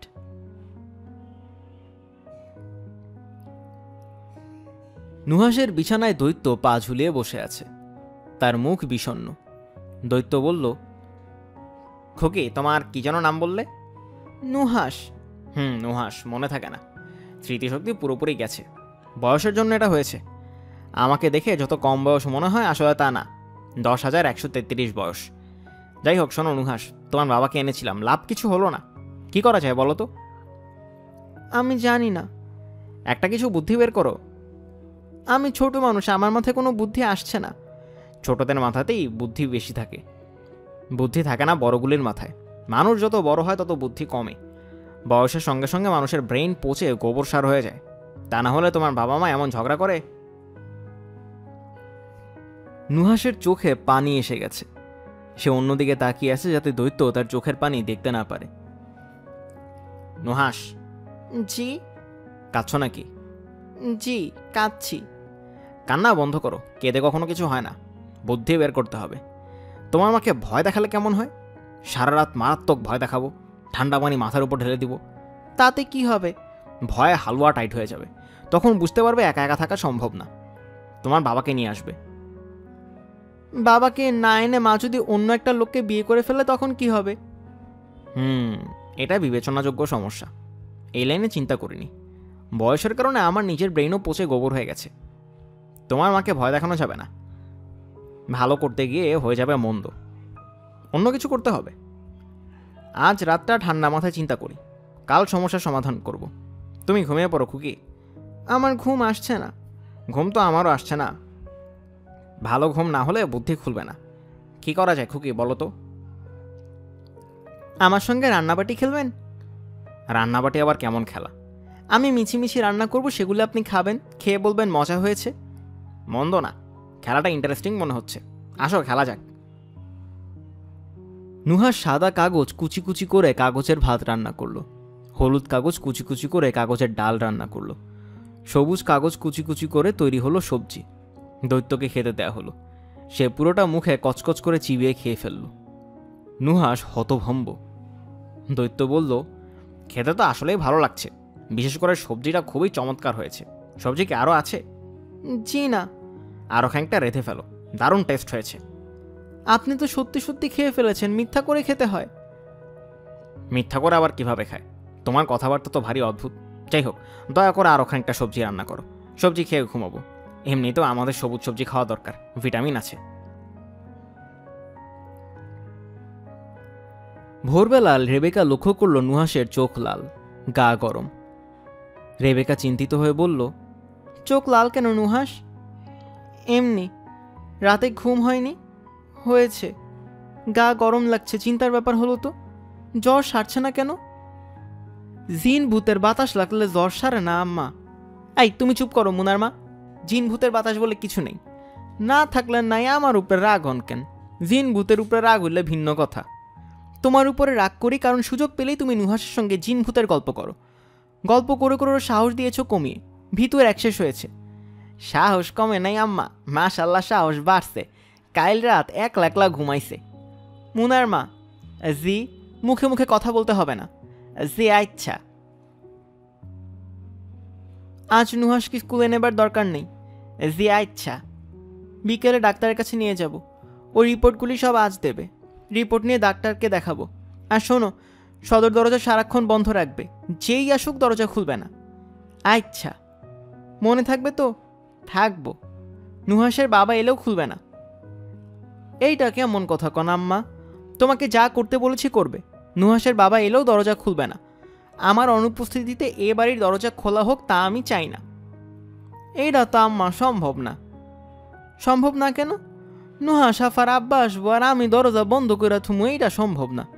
সম্ভব না হলে তুমি চলে যাও। তোমাকে রাখাও আমার পক্ষে সম্ভব না। জি আচ্ছা। তুমি তোমার বিছানা বালিশ নিয়ে আজ সন্ধ্যাবেলা চলে যাবে, আমি অন্য মানুষ রাখবো। আচ্ছা। আমি নিজেও ঠিক করছিলাম যামু গিয়া। যে বাড়িতে শান্তি নেই সেই বাড়িতে কামে আরাম নেই। ভালোই হয়েছে। রেবেকা অফিসে চলে যাবার পরপরই নুহাস তার ঘরের দরজা বন্ধ করে দিল। চিকন গলায় ডাকলো, আপনি কি এখনো ঘুমোচ্ছেন? ঘুমোচ্ছিলাম। তোমার মার চেঁচামেচিতে ঘুম ভেঙেছে। মহিলা বিদায় হয়েছেন? হ্যাঁ। দৈত্য খাটের নিচ থেকে বের হয়ে এলো। তার মাথার চুল এখন সবুজ, ঝকঝকে সবুজ। আপনার চুল সবুজ কেন? কাল রাতে সবুজ রঙের সবজি খেয়ে এই অবস্থা। আমরা যখন যে রঙের খাবার খাই মাথার চুলের রং হয় তাই। কাল রাতের সবজি হজমও হয়নি, পেটের ভেতর ভুটভুট শব্দ হচ্ছে। মনে হচ্ছে ডায়রিয়া হয়ে যাবে। ডায়রিয়া হলে অসুবিধা নেই। ওর স্যালাইন বানিয়ে আপনাকে খাওয়াবো। কিভাবে বানাতে হয় আমি টিভি থেকে শিখেছি। 1 মুঠ গুড় লাগে আর 1 চিমটি লবণ, তারপর খুঁটা দিতে হয়। মুখে বলতে হয় দিলাম টা দিলাম গুলটা। দৈত্য হেসে ফেলল, প্রথমে নিচু গলায়, তারপর শব্দ করে। রান্নাঘর থেকে মুনার মা চেঁচিয়ে বলল, ওই কে হাসে? আমি হাসছি? সি সি, কেমন কইরা হাসে নাফা? বুকের মধ্যে ধক কইরা উঠছে, মনে হইছে জিন ভূতে আসে। দৈত্য বিরক্ত হয়ে বলল, তোমাদের এই কাজের মেয়েটাকে বোকার হদ্দ বলে মনে হচ্ছে। জিন ভূতের হাসি আর দৈত্যের হাসিকে এক হলো? কোথায় জিন ভূত আর কোথায় দৈত্য? কোথায় চড়ুই পাখি আর কোথায় উট পাখি? ওই মহিলাকে একটা আছাড় দিতে ইচ্ছা করছে। বুয়ার উপর আপনি রাগ করবেন না, বুয়া খুব ভালো। আমি সহজে রাগ হই না, কিন্তু দৈত্যদের অপমান আমার পক্ষে সহ্য করা মুশকিল। যাক, বাদ দাও।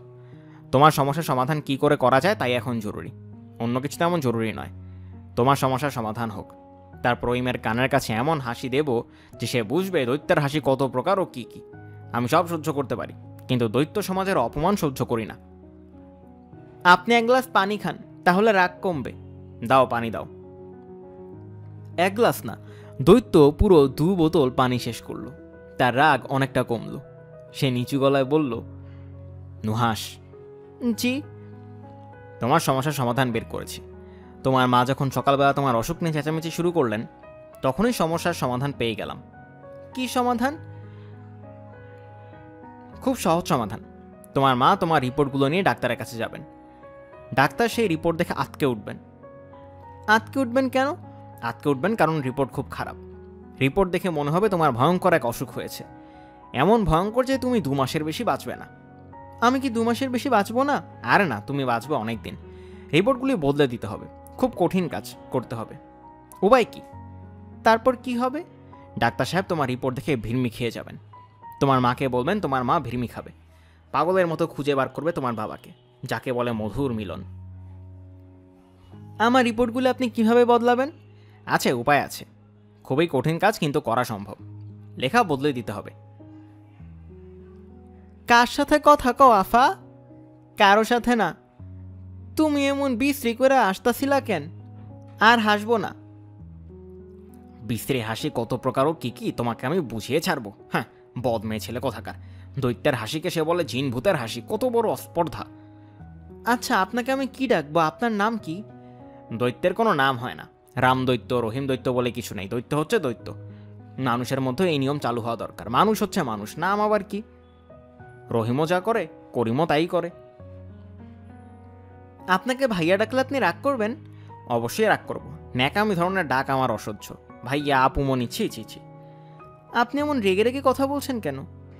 দৈত্যদের রাগ ভয়ঙ্কর জিনিস, একবার উঠলে নামতে সময় লাগে। উল্টো দিক থেকে গুনলে রাগ কমে যায়। আমি একটা নাটকে দেখেছি, 100, 99, 98, 97 এরকম। 100, 99, 98, 97, 96, 95, 94। রাগ একটু কমেছে? একটু কম কম লাগছে। বুদ্ধি তো মন্দ না। রাগ বাড়ানোর উপায়টা কি? ঠিক মতো গুণা 100, 101, 102, 103 এরকম। রাগ বাড়ানোর কোনো নিয়ম নাটকে দেখায়নি। প্রয়োজনীয় জিনিস কিছুই নাটকে থাকে না, অপ্রয়োজনীয় জিনিস থাকে। এই জন্য টিভি দেখা ছেড়ে দিয়েছি। রাগ কমানোর নিয়ম জানার কোনো দরকার নেই, রাগ বাড়ানোর নিয়ম জানাটা অনেক বেশি দরকার। আপনি যা রেগে আছেন, আপনার সঙ্গে কথা বলতেই ভয় ভয় লাগছে। আপনি বরং কিছুক্ষণ চোখ বন্ধ করে শুয়ে থাকুন। এটা মন্দ না, বিশ্রাম দরকার, অনেক কাজ বাকি। বিকেলে তোমার মা তোমাকে নিয়ে ডাক্তারের কাছে যাবার আগেই সব কাজ সেরে রাখতে হবে। ঘণ্টাখানিক ঘুমিয়ে নিলে উত্তম হবে। দৈত্য নুহাসের বিছানায় লম্বা হয়ে শুয়ে ঘুমিয়ে পড়ল। ডাক্তার সাহেব নুহাসের রিপোর্টগুলি 1 বার, 2 বার, 3 বার উল্টে দেখলেন। 1 বার করে দেখেন আর তার মুখ অন্ধকার হয়। 3 বার দেখার পর ডাক্তার সাহেবের চেহারাই পাল্টে গেল। তিনি কয়েকবার ঢোক গিললেন। কি হয়েছে ডাক্তার সাহেব?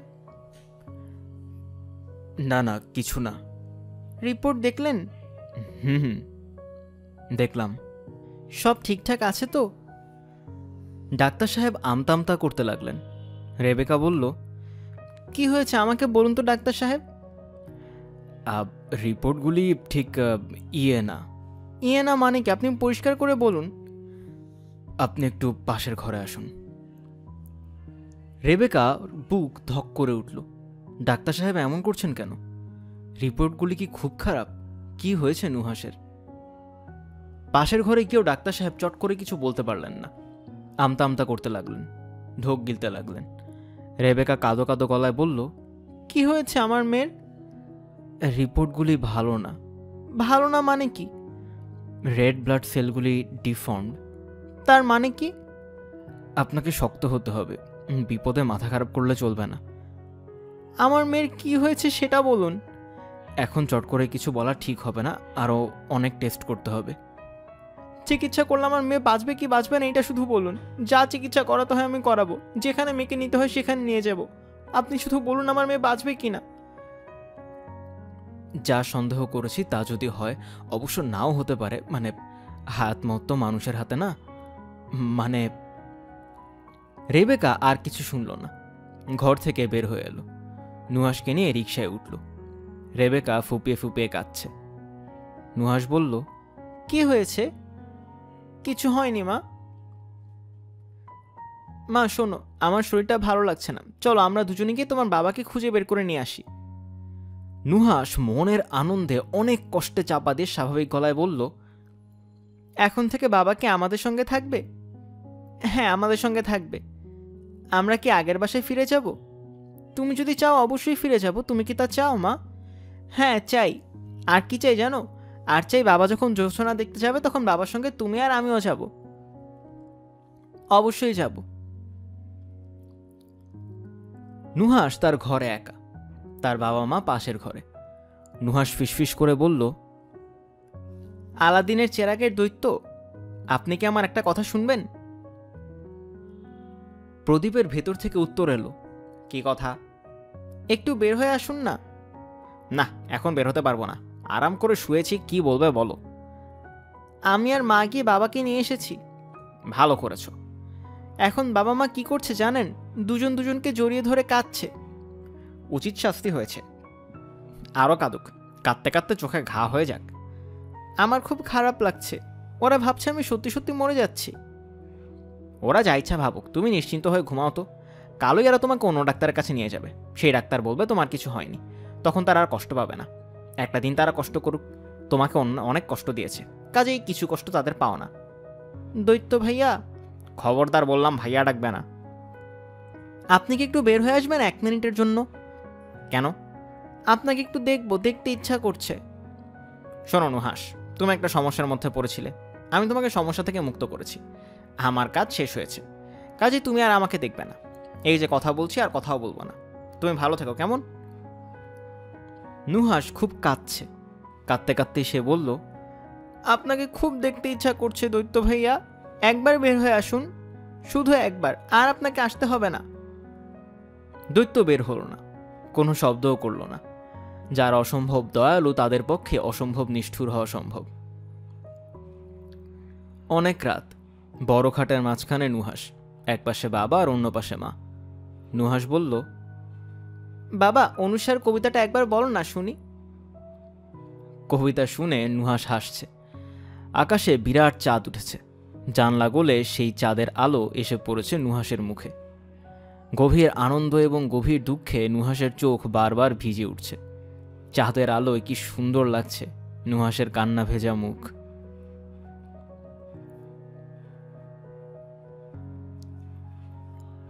নুহাস এখন অনেক বড়, তার একটি ভাইও হয়েছে।